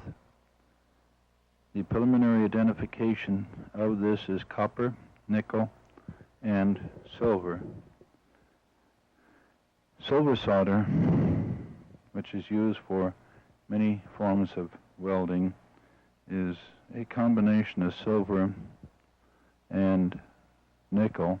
Now the specimen that I'm talking about is right here, and this is the specimen that we're talking about right here. The other lines that one see are the fracture lines from the embedment material and the cracking that took place. We'll go into polarizing the light. And now one gets a lot of the glare away. And one can see this specimen is dark, but there are again, I call your attention to these lines, these vertical lines. Now we're going to look into that center part, that whitish area, and this line. We'll increase the magnification and see. We're now viewing at Nomarski interference contrast at around 50 diameters.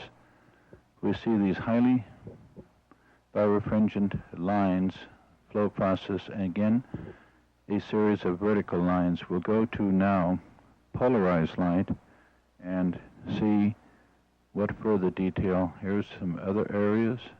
This is the boundary of this small particle. To give you an idea of dimension, we'll put a scale in to appreciate the dimension of this sample. These two lines here represent 1 millimeter, 1 thousandth, 1 millionth of a meter. And as one takes this away, one sees the specimen below. It's not very big. Again, these whitish areas around the specimen, showing that there was an interaction taking place between the plastic and the material. We'll go now to a higher magnification and polarized light.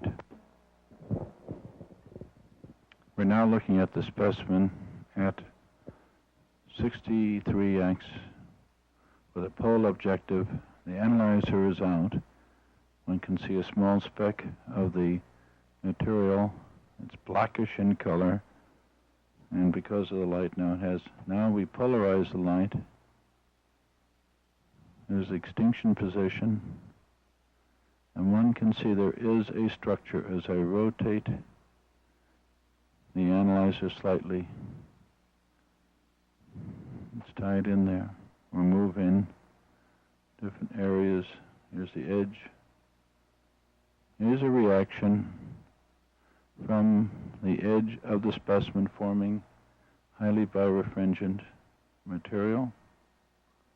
Again, these spots, which we see before, here is a complete distinct area. Pull the analyzer around. We're in the metal.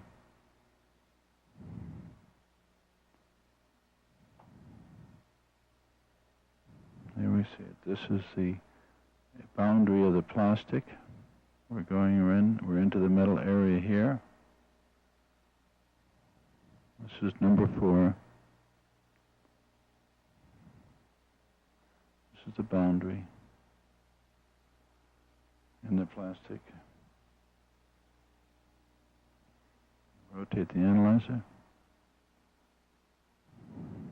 We can bring it out.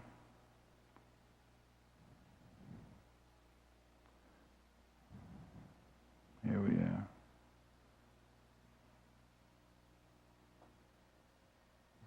There are 2 distinct areas here.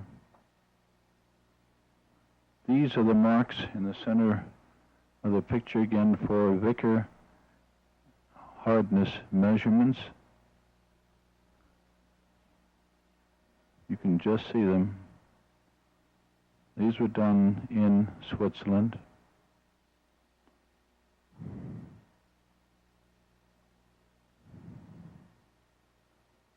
This will be reported on separately.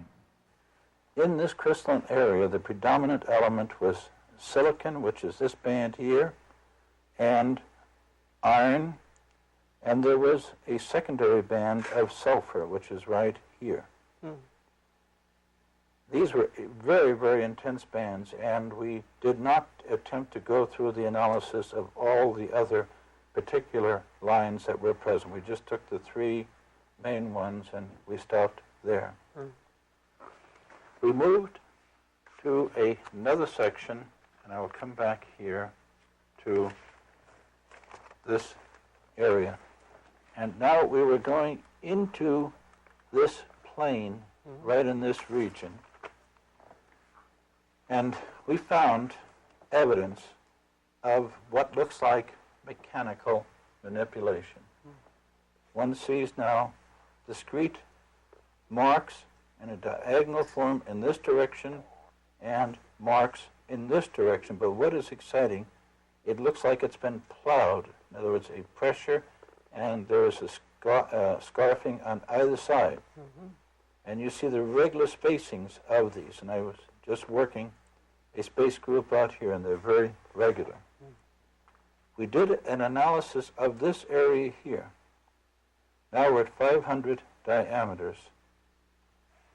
The elements that we found were totally surprising.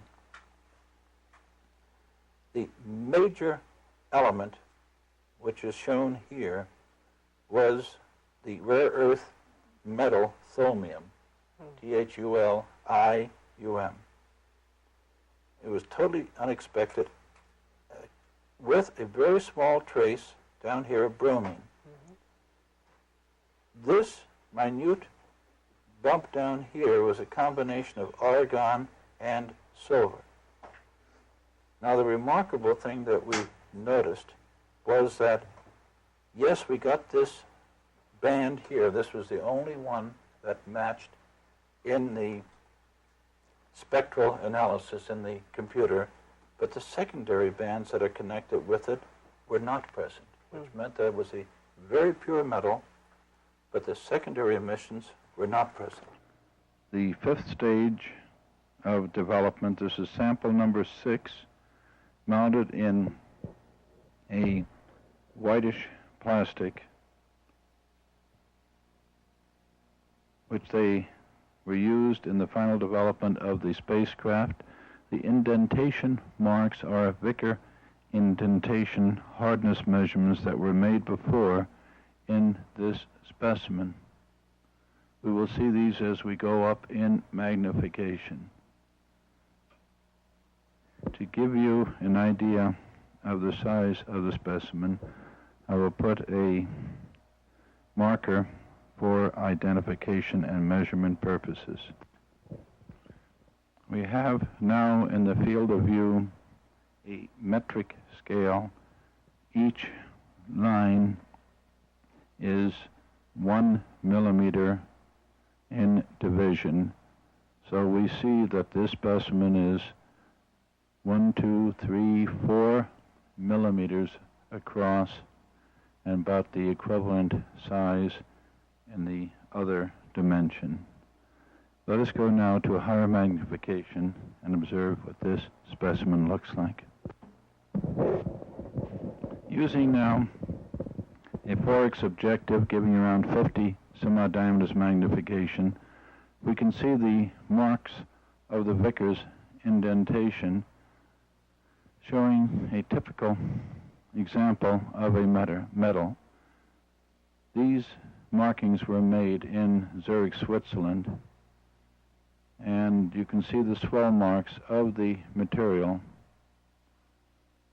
as it is being pushed out by the diamond indenter. The surface was not highly polished, so one has now the marking of the polishing equipment. There are still occlusions in the material. In the specimen I examined previously, one would get a combination of crystalline deposits and metals. This one now is more completely metal. This is the next stage after the previous one, number 6. One can see now a much more precise evidence of a metal. We'll rotate the Wallenstein prism to bring out again. Here are structures. These are structures now that would not be seen normally except with the skill of this type of development. These are areas of higher reflectivity. These are structures that are present here. One is seeing this by shifting a prism. I'm going to do it again. There it is. These bear investigation. There are things beyond that which are just looked at with ordinary light. Here we can see with the power of a television camera. This is the information that we should be looking at. Okay, we'll move on. This specimen was taken the first late summer last year, 1977 specimen of the metal from the spacecraft. This apparently was the one that disintegrated, and now we'll look at it. This is polarized light at higher magnification. The exciting thing about this specimen is you can see the various discrete agglomerates of metal, two distinct states, one here and another one in the more uniform polished background. These materials yet are not fused together, and one can see them even more critically by rotating the Nomarsky-Wallenstein prism. Here's the edge of the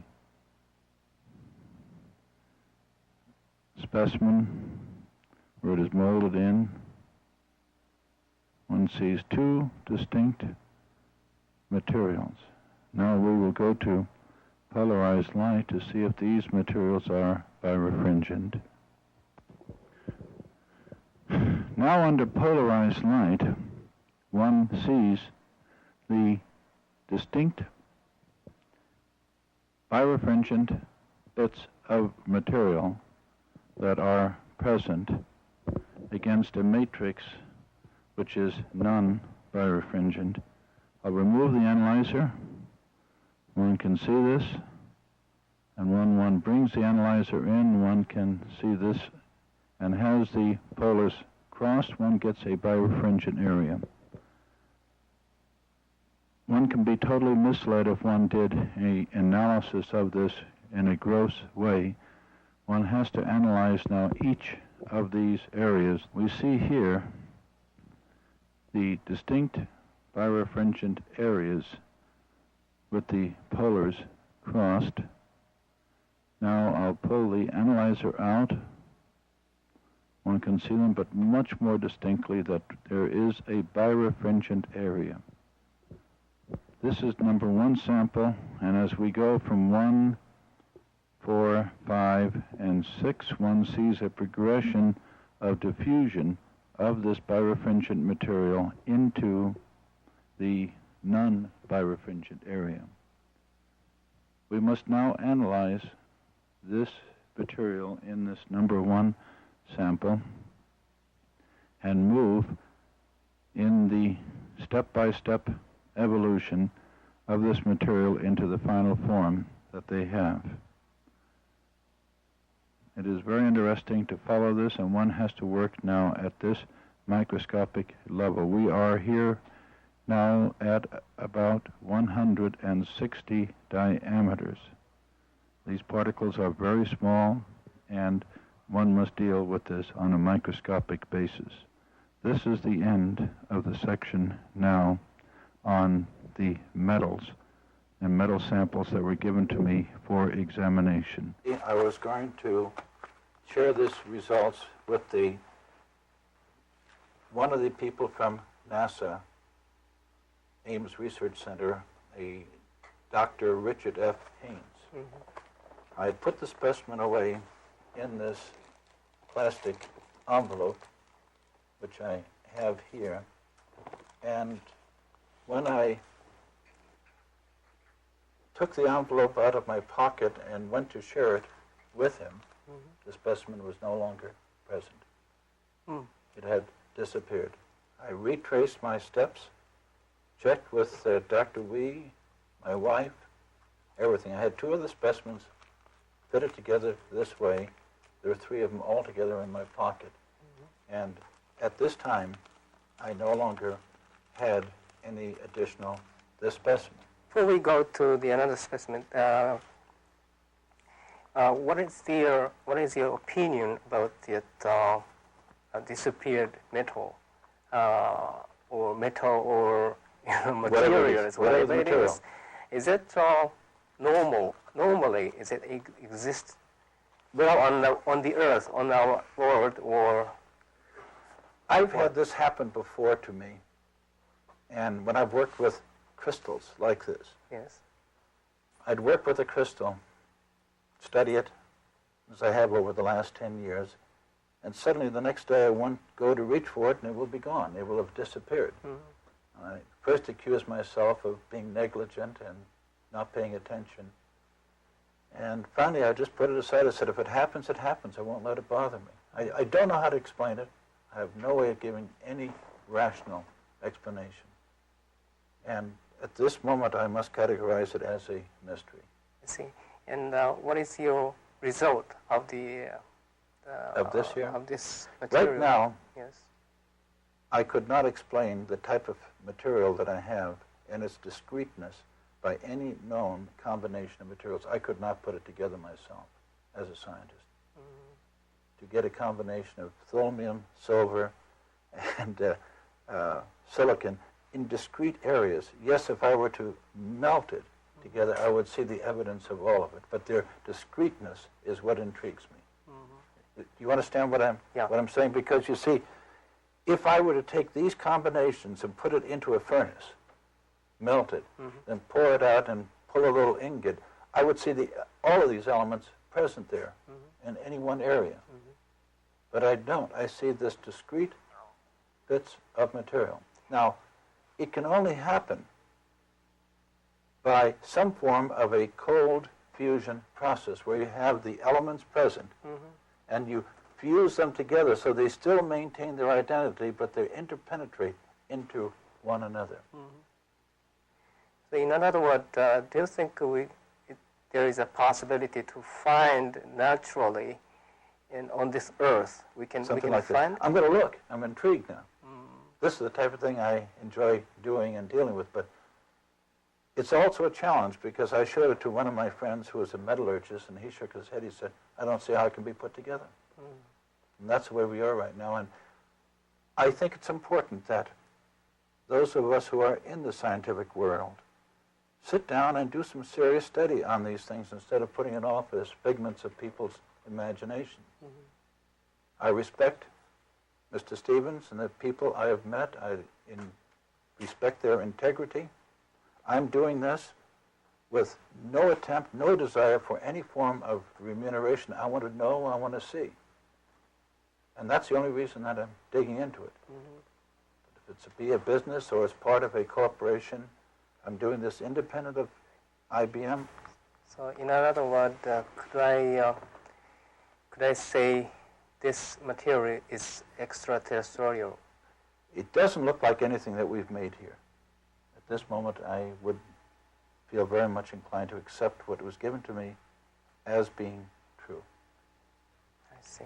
So as a result of your whole experiment, what is your opinion about those materials?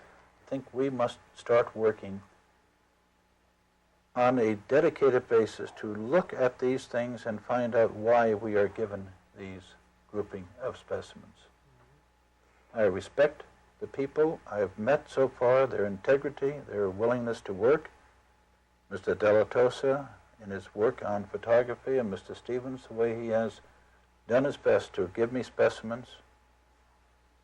We have all done this for one thing, to serve and to find out what truth there is to this. I understand you have visited the individual, Mr. Myers, who has been given these specimens. What is your feeling about him? Well, he's an honest man, and he's living a very simple way. It formed an orange-red deposit. I was watching that and photographing it simultaneously. I asked Dr. Vogel if he thought Billy Meier could be trying to fool him. He was giving me a sample which contained chromium would have been absolutely out of the ordinary, because the metal chromium is a rare earth metal, and you would have to be really knowledgeable in chemistry to get this. If you want to build a sample, from a standpoint of taking, you wouldn't have that type of knowledge. We've got about 6 scientists now, one from SRI, another one from Ames Research Laboratory. There are 2 from Ames, and one is from GE, the atomic energy area. There are 2 from IBM. And we formed a group. There's about 7 of us. We meet now every 2 weeks, and we're digging into this with all of our skills. And we're doing it.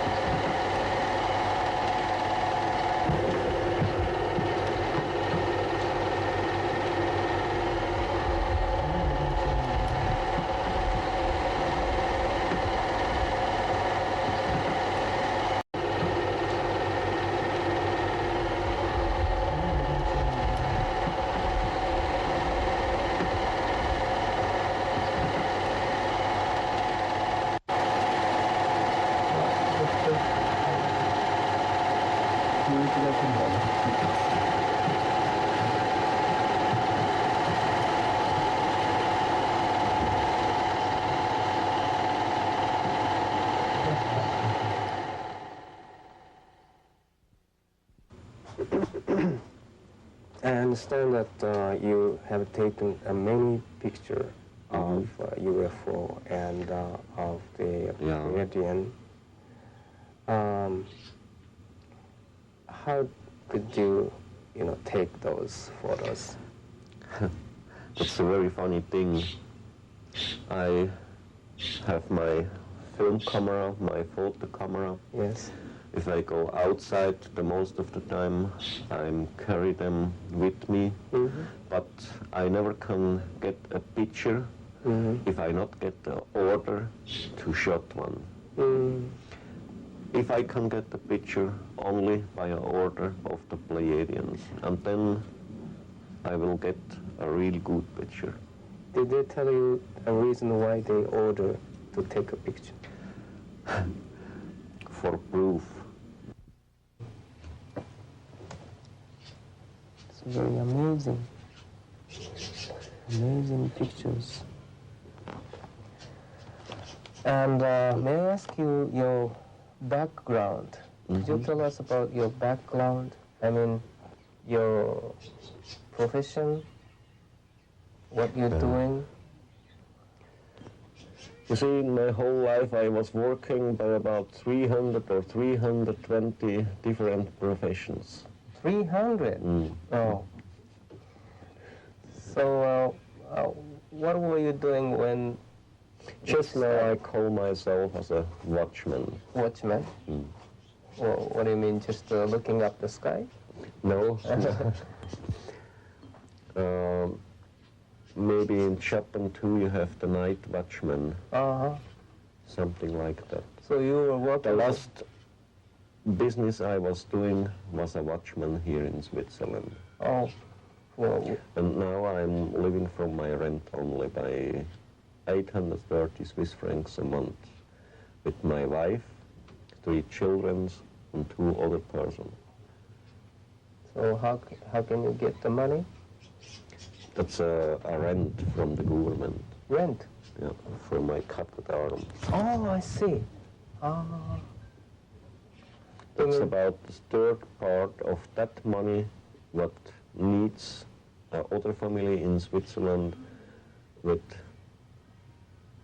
5 or 6 people. That means government giving you the money or the company? The government? It's a government company.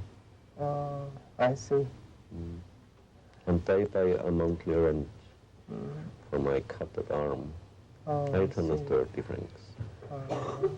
So before then you were working as a watchman with some company? Yes? Some factory or? In a factory, yeah. In a factory. Yeah. And other time in Zurich by a watchman company. Oh, I see. And 1975? 1974 I finished my job. And still from that time I living from my rent only. Oh, I see. I'm writing, take my photographs and everything. I see. Now, so you were... I'm writing down everything from the contacts, the knowledge, the spiritual teaching and everything. I see. Now, when you take a picture, could you describe how you're going to do, how you do this? It's very easy. Yes? You know? That's a very simple old Japanese photo camera. Yes. I can turn here, you see? Yes. Oh. And that I can do very quick by one hand. That the single camera I can use. You can't change anything here. You can see by yourself. Okay. It's very easy to use in one hand. I say that's the single one I can use.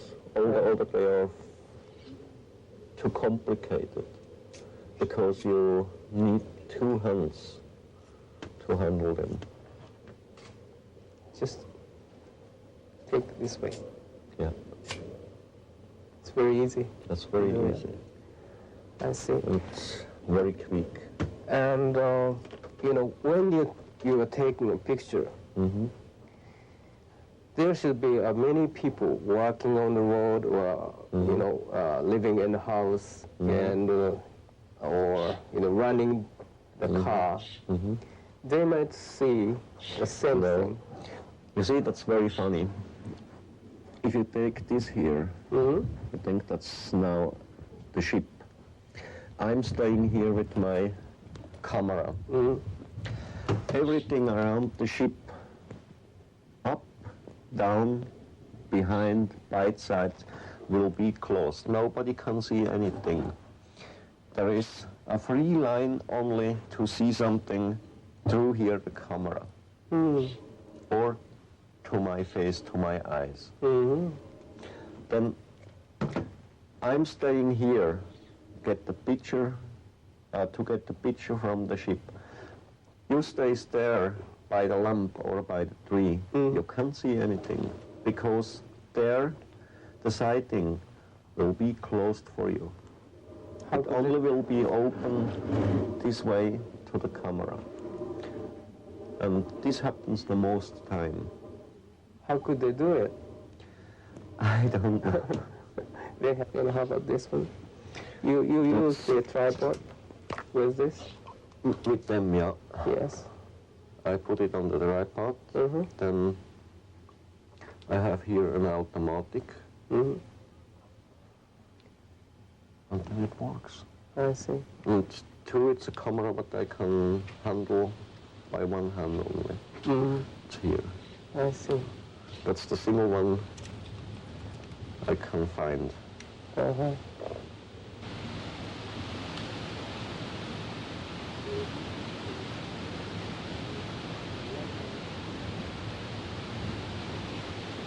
Maybe.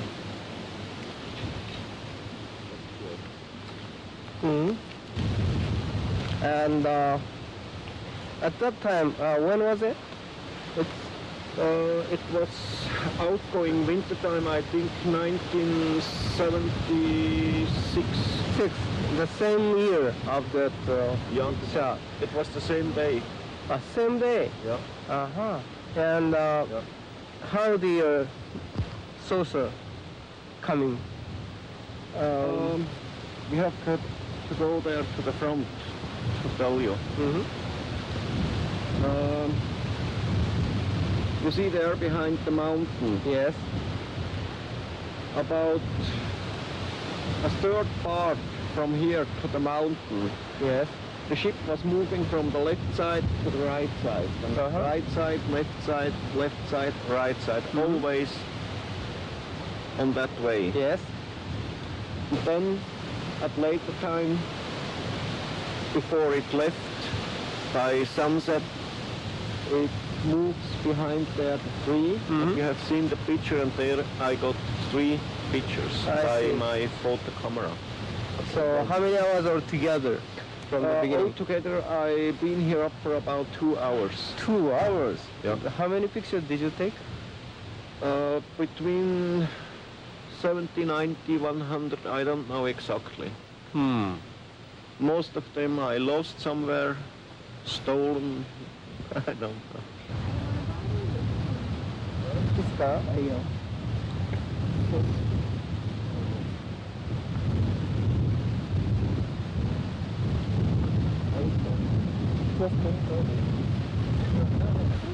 So this is the site where you took the picture of the UFO. And actually, how did it come? Did it fly? Yeah, at first I took the film, the movie, and then it was flying always that line, forward and back, forward and back. And then at the end, when was going down the sun, also by the sunset, it moves here behind, few meters behind the tree, and then I got here 3 pictures. And the sun was somewhere there behind over the horizon. And how many minutes it stayed here? Oh, this was maybe 20 seconds, 30 seconds, not more. And in that time I got this tree pictured. It was maybe, I don't know exactly, maybe 5 meters behind, 3 meters behind, I don't know. And when was it, this one? That was 1976, I think. 76? Yeah. Should be autumn. Yeah, it's outgoing winter time. Right. And it was right after the sunset or before sunset? No, before sunset. You see here behind the ship is the sun. Yes. So maybe 6 o'clock, 5, 6. Between 5 and 6, I think it was. Yeah. It was evening time. But the time I don't remember exactly. But I think it's very huge one, like this. Where was the UFO, the saucer? About 3 to 5 meters here, Somewhere behind here, the tree. yes. Yeah, somewhere here up. Oh.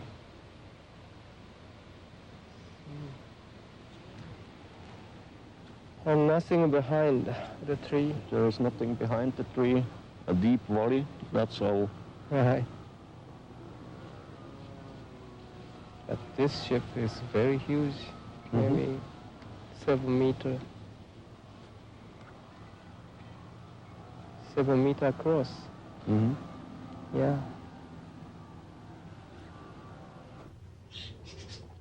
You see, you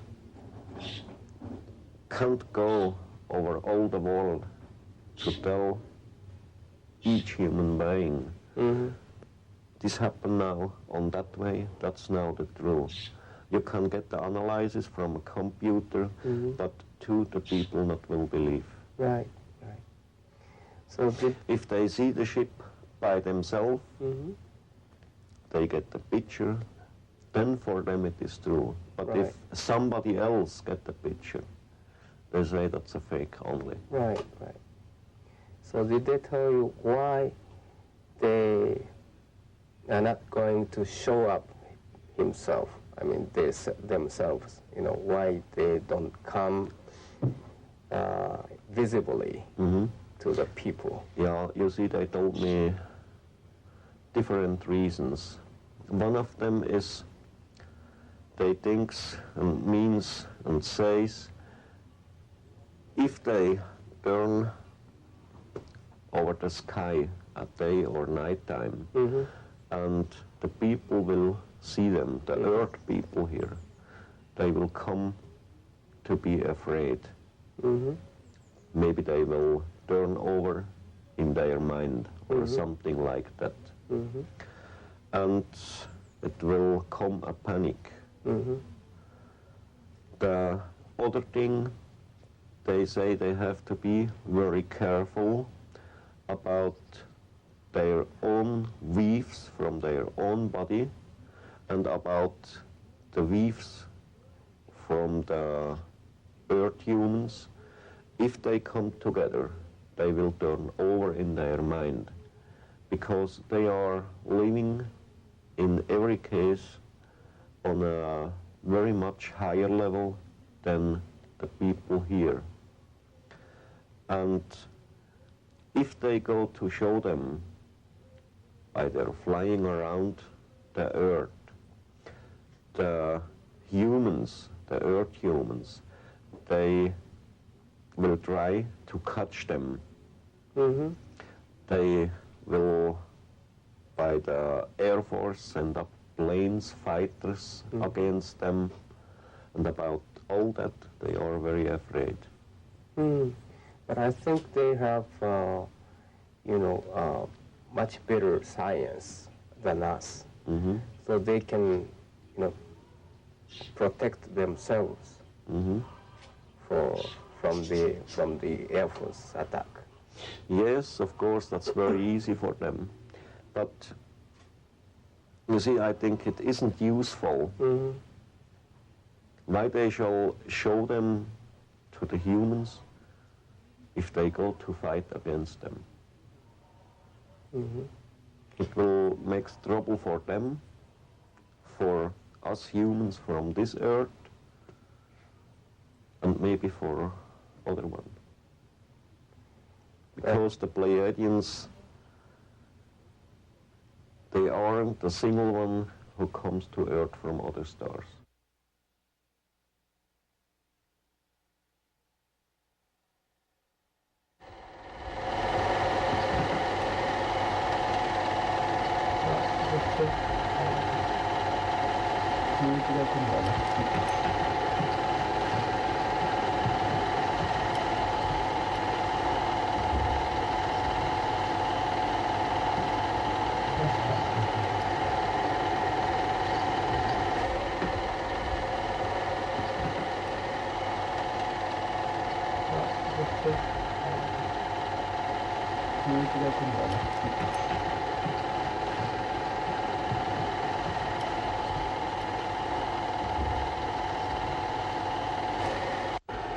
These are the landing tracks again of one of both ships.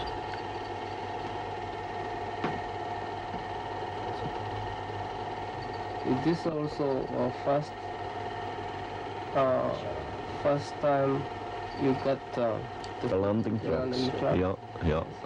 And this is the west side now, and the ships they left to the north side, and there you can see how big are the trucks. Very big.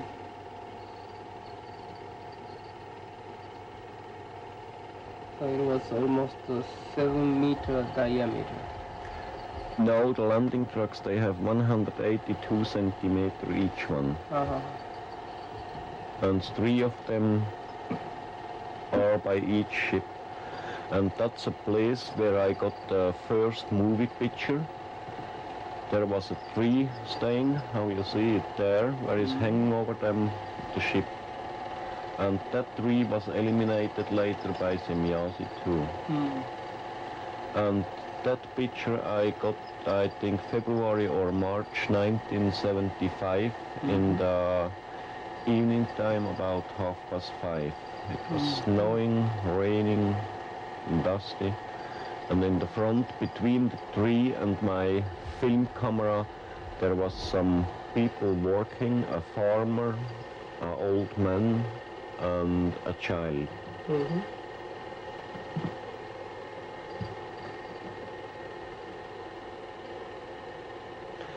And if you have good eyes you can see the ship.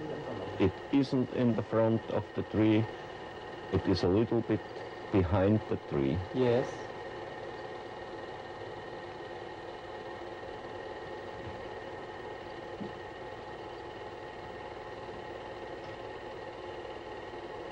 And this flying doesn't the normal flying of these ships. That's for demonstration only. If they fly on the real normal way, you have seen there how I was moving the tree now. If they fly on the normal way, they have a good line without this foolish jumping and everything. I see. Would you repeat it again? あの部分だけはこれじゃないね。いや、これだよ。動いたでしょ。もっと動いた気がしたから。だからね、あの部分だけを独立して使うことを考えるから、引いてるところから少しずつ詰まった方がいいんじゃない？あの前をね。どこやったかな。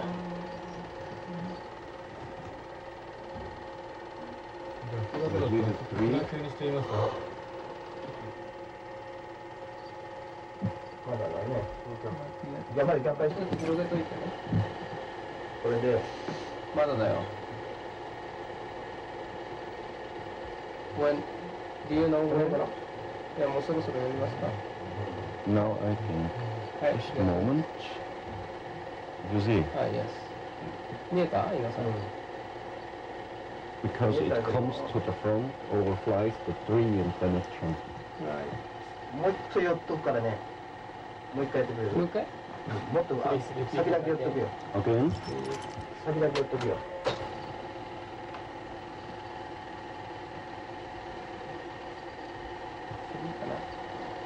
Now it's going on. You see? Oh, right there. いいよ、今ので。二段ズームで OK。いや、今じゃあ、引きますか？あんまりやってて That's the movie from Rumlicon, where we was yesterday. You know, they're down the road with the cars. Mm-hmm. Did you say when did it happen? Summer 1975. Yes. June or July. Yes. And I told you here the film is several times cut. Somebody do it? Man in Germany, because I didn't understand anything to cut a film. Oh, I see. And then he was doing for me, and some pieces he took out and cut it to and put it together again, and It's terrible. 寄ったのもありますか？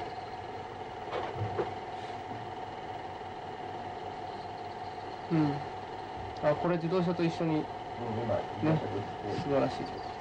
you see, and the ship is about half away to the road there down. Oh. When we was staying yesterday by the forest. Yes. You remember? Yes.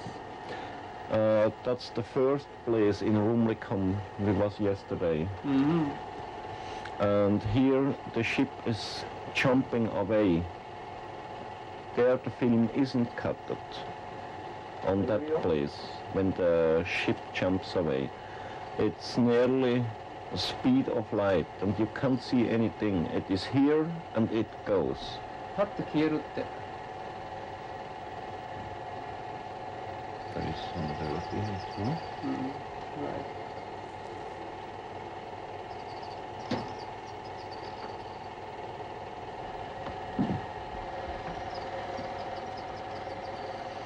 You see, and at that time when the ship leaves, yes, then was gone all the wind, all the voices of birds and everything what's happening around. Then you can't hear anything, you can't feel anything, not a light piece of wind or something.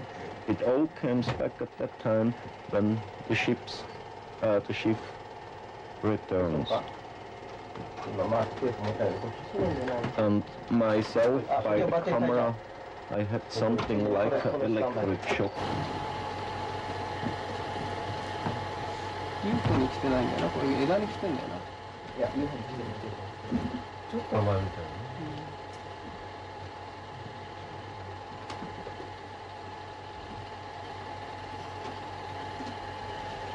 超山だな。あ、気づいた。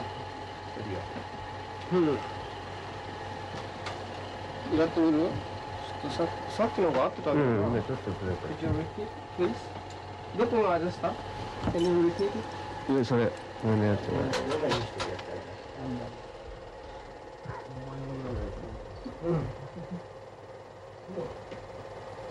ほんとちょっとで勝ちなさ。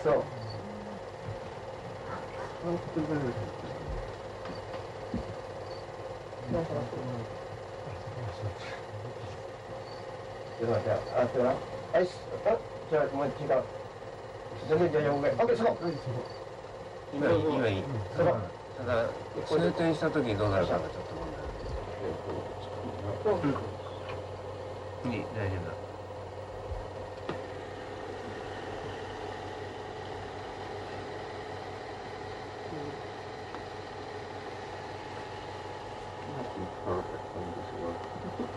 Right.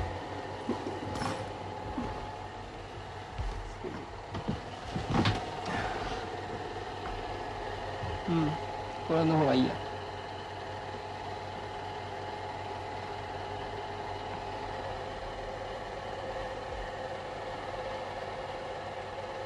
Beautiful craft.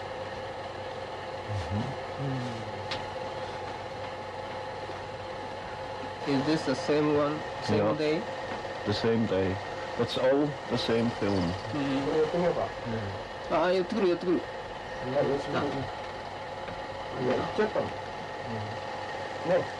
That's working with my zoom, and I was looking over the camera, not into the camera, you know.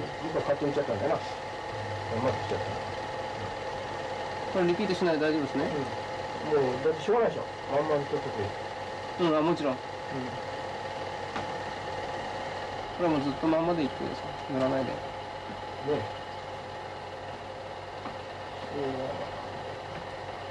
塗らないとわかんないよ。That's a satellite, you know, but it was today to get the picture there. Oh, yes. 今日のやつでしょ。When was this? That was at the same month, 1975, December, June or July. やろうか、いっぺん。いっぺんやってください。これはそうでしょ。だからこれまで広げるよね。それでわかりました。わかった？まだ黒枠入れてるからね。I think today I was walking too high up. There I told her in telepathic way to move a little bit. This 1975? Yeah, to 1975. Of what month? June or July. June or July, yes.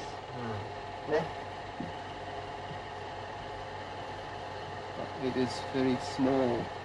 It's very far from here. Yeah, it is. It's far behind. Yes.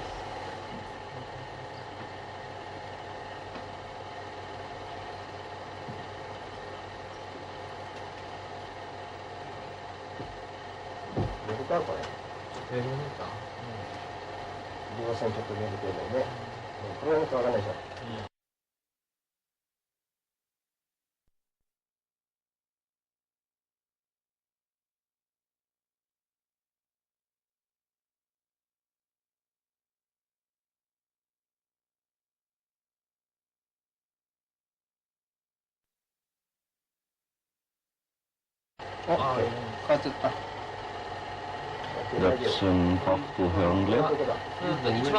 That's south side. From there where we got it yesterday, the picture. Would you repeat?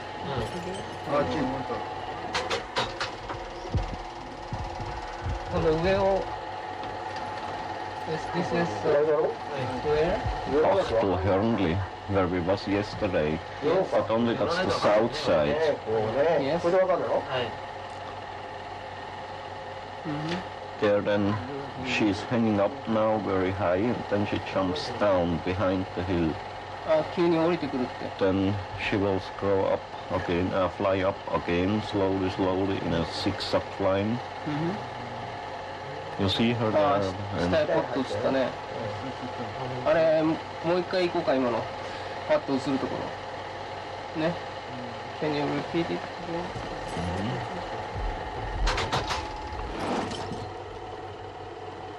いや、なくなったな。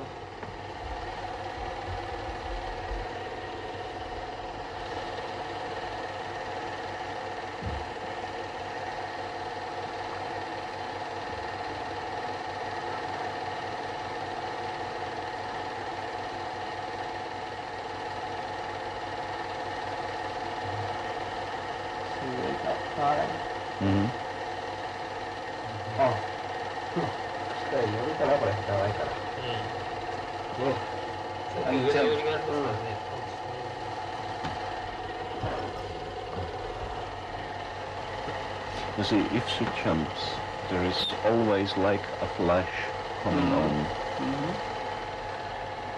Oh.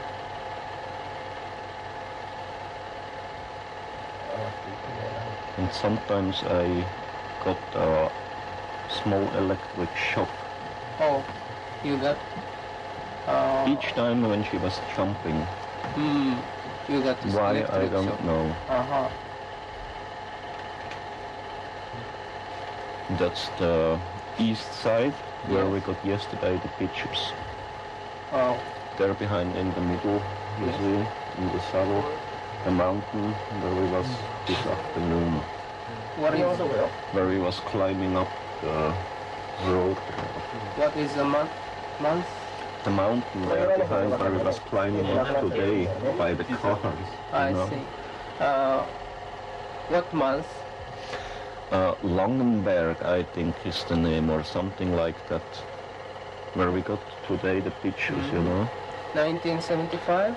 Yeah. On, no, 1976. On March 28th or 29th of March.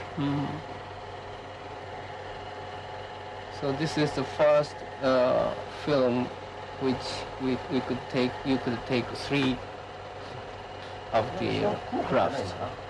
Yeah. Craft. Yeah. なんすか？なんすか？フォーカス？これ1個寄ろうか。I think where leave the other 2 ships there, the film is cut, I think.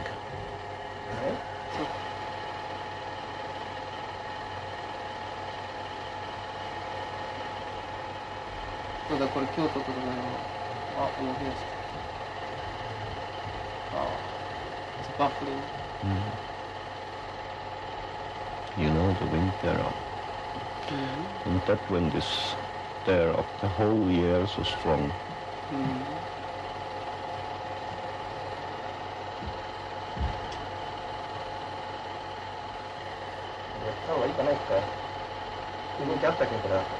Whatかんないんだよね。覚えてないのこれ。これ記憶ないんだな。動きでした。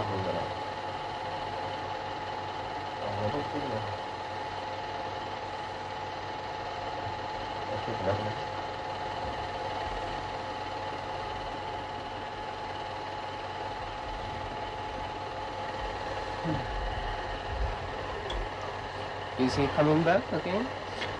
Yeah, several times. She turns from the left to the right and back.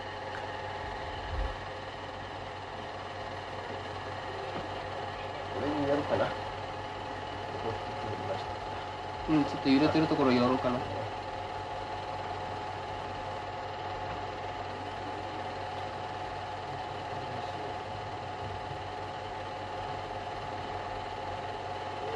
らふらふらふらって入れて。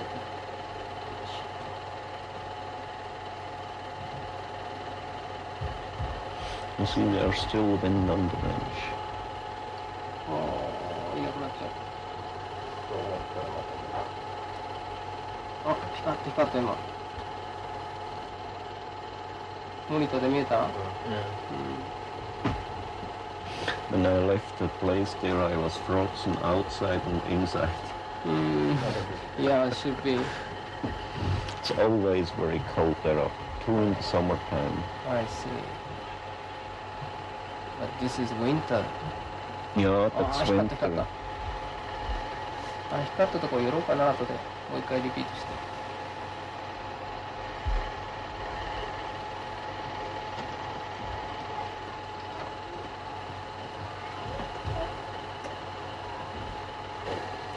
これはあれだけだな、物だけだな。これをこっち来たりする。これこっち来たりするやつか。That's my bad Zoom working. This is bad Zoom. I see.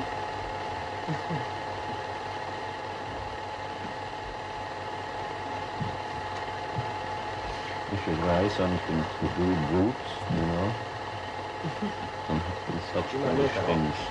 How can I adjust the frame? 見えたでしょ。やらない方がいいですね。Yes.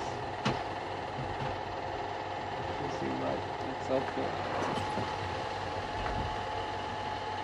うわー、すごいね、これね。ピカピカって光るの。これズームしてるんだって、彼が。非常に下手なズームで申し訳ないけど。下の山見えてますか？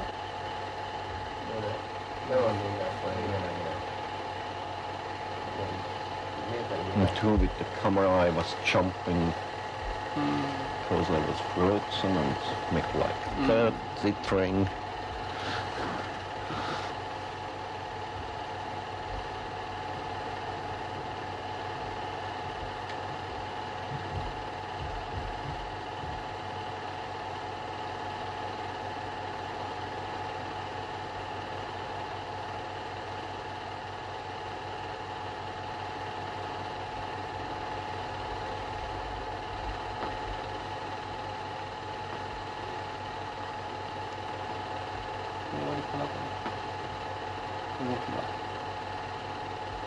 That's my working camera.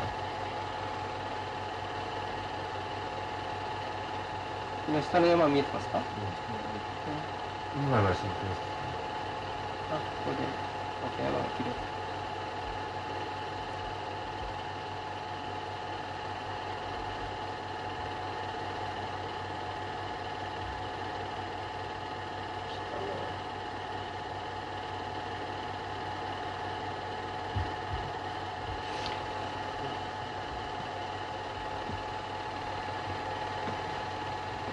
You see here I have done exactly the same thing than in Rumnik when I was looking over the camera and working with the zoom. Ah, so you didn't see the window? No. No.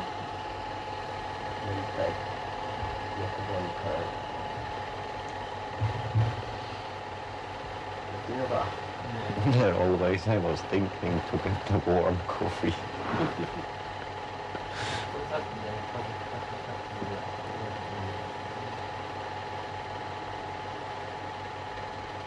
Okay. You repeat it, please.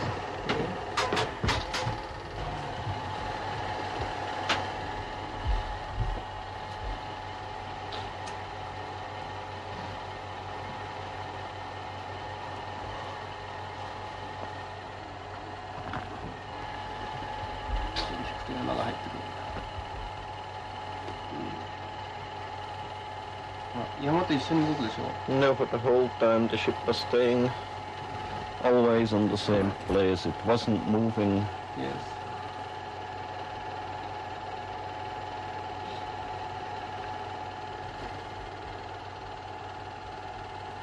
What is called?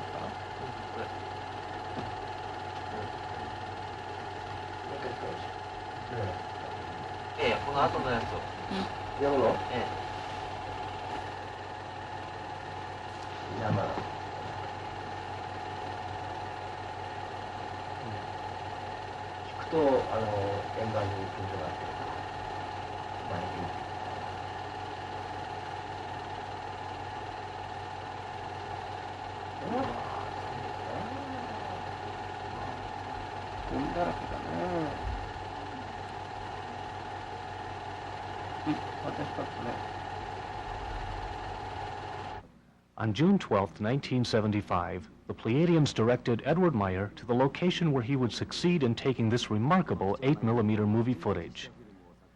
By comparing the size of known objects to that of the UFO, the approximate diameter appears to be 7 meters. Here the beamship can be seen to float up and down in a gentle manner.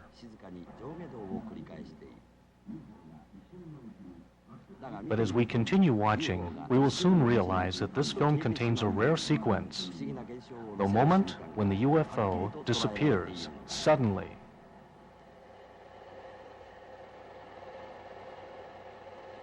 Beautiful craft.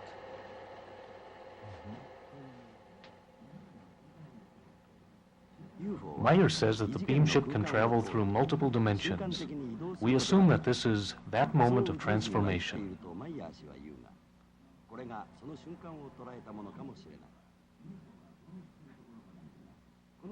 In this segment, not only does the craft disappear, possibly to another dimension, but it also returns.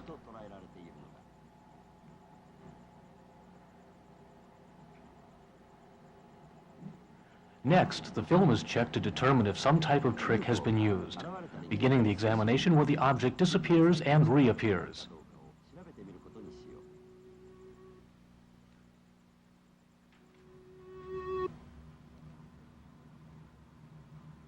Now, examine the film frame by frame. フィルムを一コマずつコマ送りにしてみる。 It is discovered that the actual disappearance occurs in only one frame, in less than 1/20th of a second. After extensive analysis was completed on this segment of the film, it became clear that there was no trickery involved. Now, examine the exact moment that the UFO reappears. This time as well, there is no detection of trickery. Surprisingly, when the craft appears, the frame becomes very bright.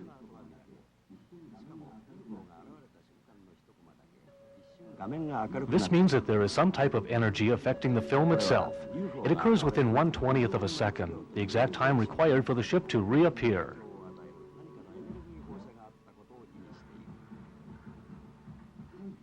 In June of 1975, Mr. Meier set his 8mm movie camera on automatic, so both he and the Beamship could be captured in the same scene.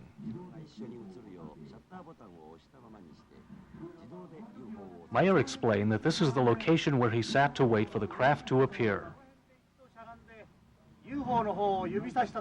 Meier took great pains to create this scene as he wanted to establish proof that he was indeed having contact with the Pleiadians. His method? Arranged to film he and the Beamship simultaneously. And then the second time I was sitting here. During the first few moments of this segment, the craft is not visible because the NTV video camera that filmed off of Meier's original 8mm footage has a smaller viewfinder. The zoom work is being done by the Japanese video crew. The small camera is set on automatic and secured to the tripod.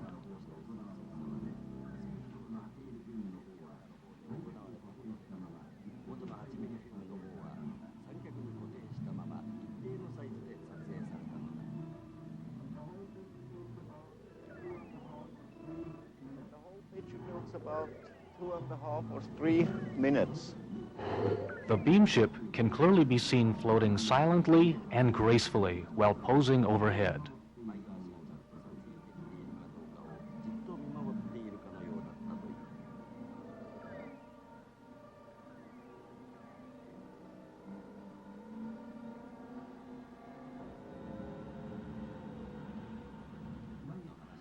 Meier says a strange calm prevails just prior to the appearance of the craft.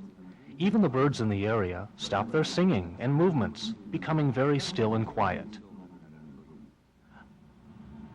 Perhaps it is because birds and animals have the ability to hear or have the sensitivity to detect the unseen energy or frequencies of the UFO.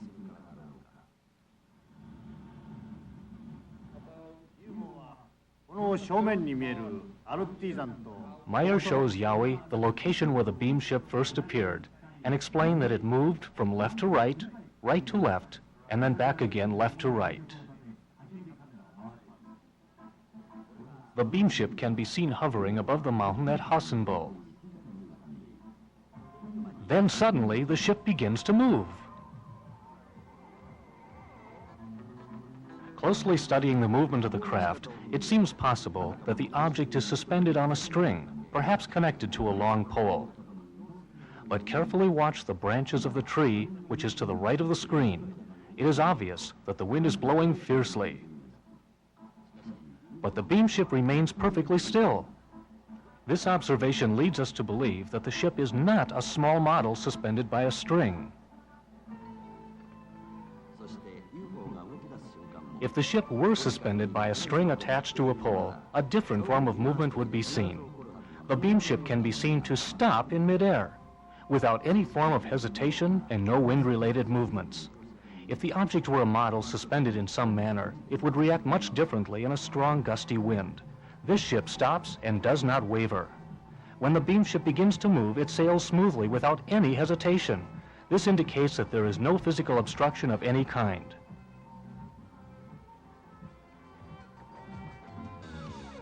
During a replay of the footage, a forward and backward movement will be observed as the craft stops, if it was suspended by something.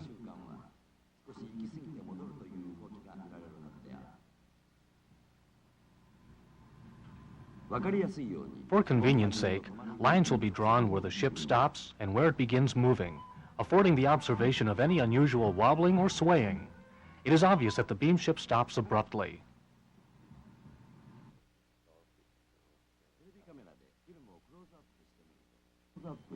Zooming in on the beamship, one can see a light, possibly some type of energy, as it begins to move. The understanding of what this is, or could be, is limited. Only theories exist.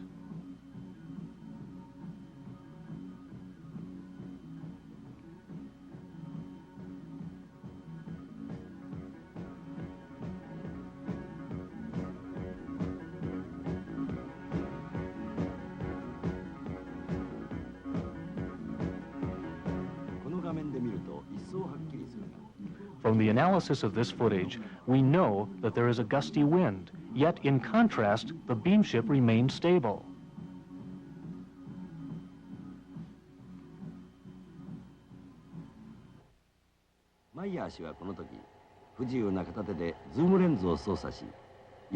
At this time, Meier was using the zoom lens on the 8mm camera. A difficult feat for a man with one arm, and the reason for the lack of centering in the viewfinder.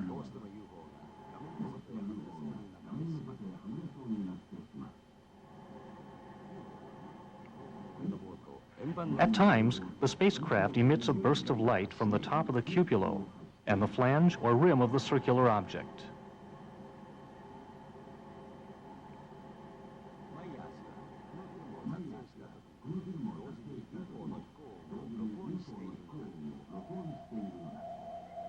While filming this segment, Meier recorded the sounds of the beamship, as indicated by the Japanese subtitles. この時、マイヤー氏が撮った UFO の音を聞くと、UFO が近づくにつれて吹きつけてくるエネルギーの風がマイクに大きな音を。Watching the footage and listening to the recorded sounds, one can readily determine that when the craft moves closer to the recorder, the strength of the noise increases, thus indicating the strong vibrational frequencies emitted by the ship.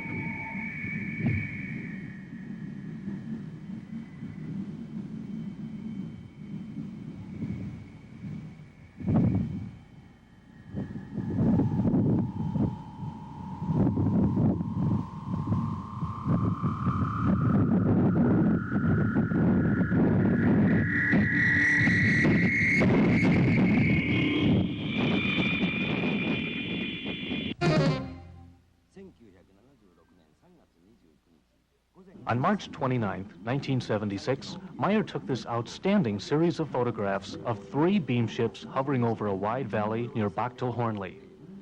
It is an extreme rarity to capture 3 UFOs in the same photograph, especially with the clarity of these. But to Meier, this remarkable photography had become commonplace.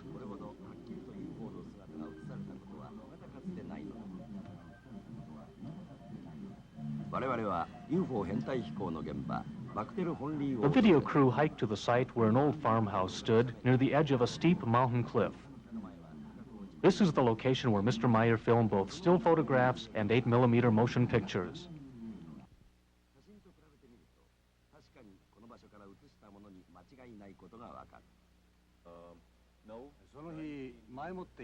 Meier remembers that when he first arrived at the site, he was nervous, excited, and wanted to begin the experience immediately. Then, without warning, the beamships arrived.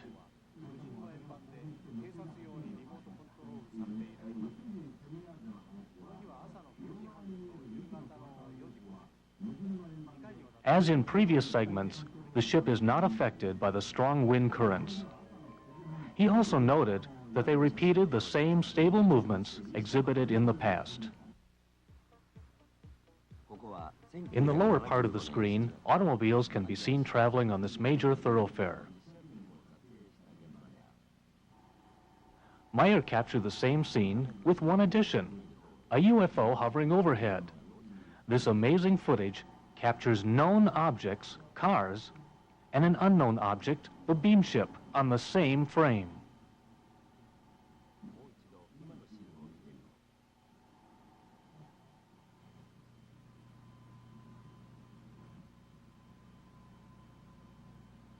Here, the Japanese utilized the freeze frame technique, in order to determine the size relationship of the Beamship to the car.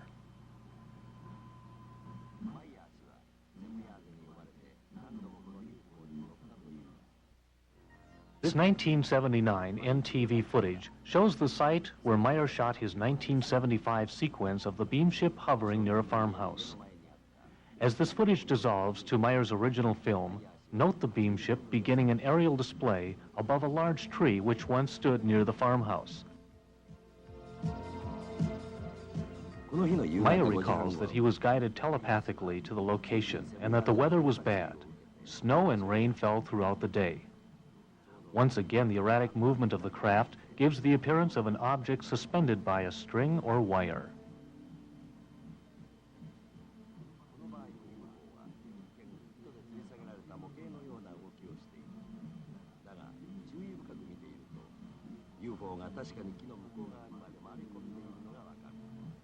Close examination of the film clearly shows the craft circling behind the large tree.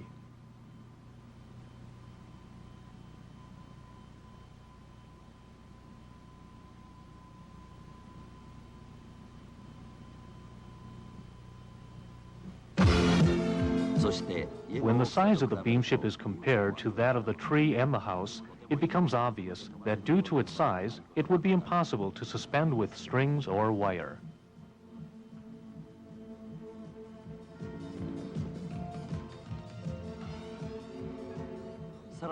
In addition, the top of the enormous tree can be seen to move as the craft passes over it. This movement can be attributed to the backwash of air created by the ship. Watch again. Once more, the branches can be seen to sway from the force of the Beamship.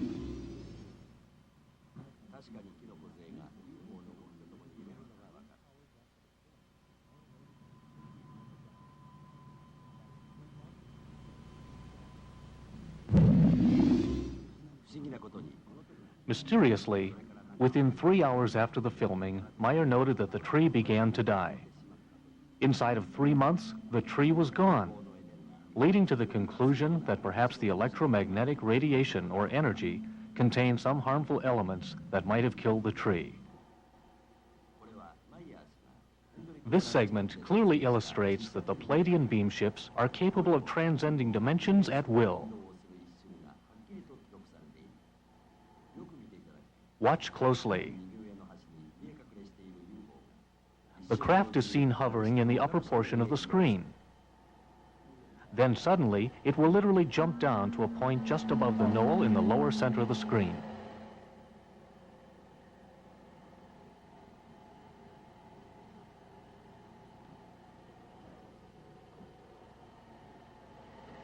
You see, if she jumps, there is always like a flash coming on.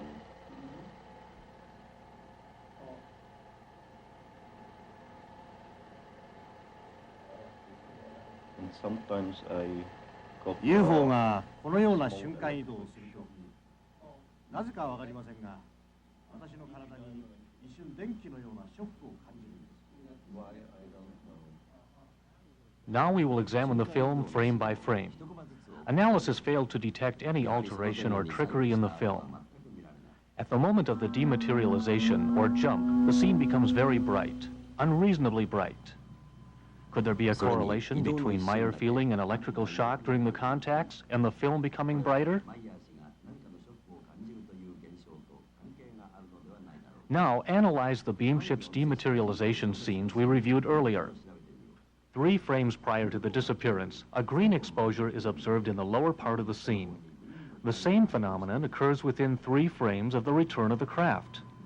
It is believed that this film indicates that the Beamship is emitting some sort of energy within 3/20ths of a second, just before the ship dematerializes or rematerializes.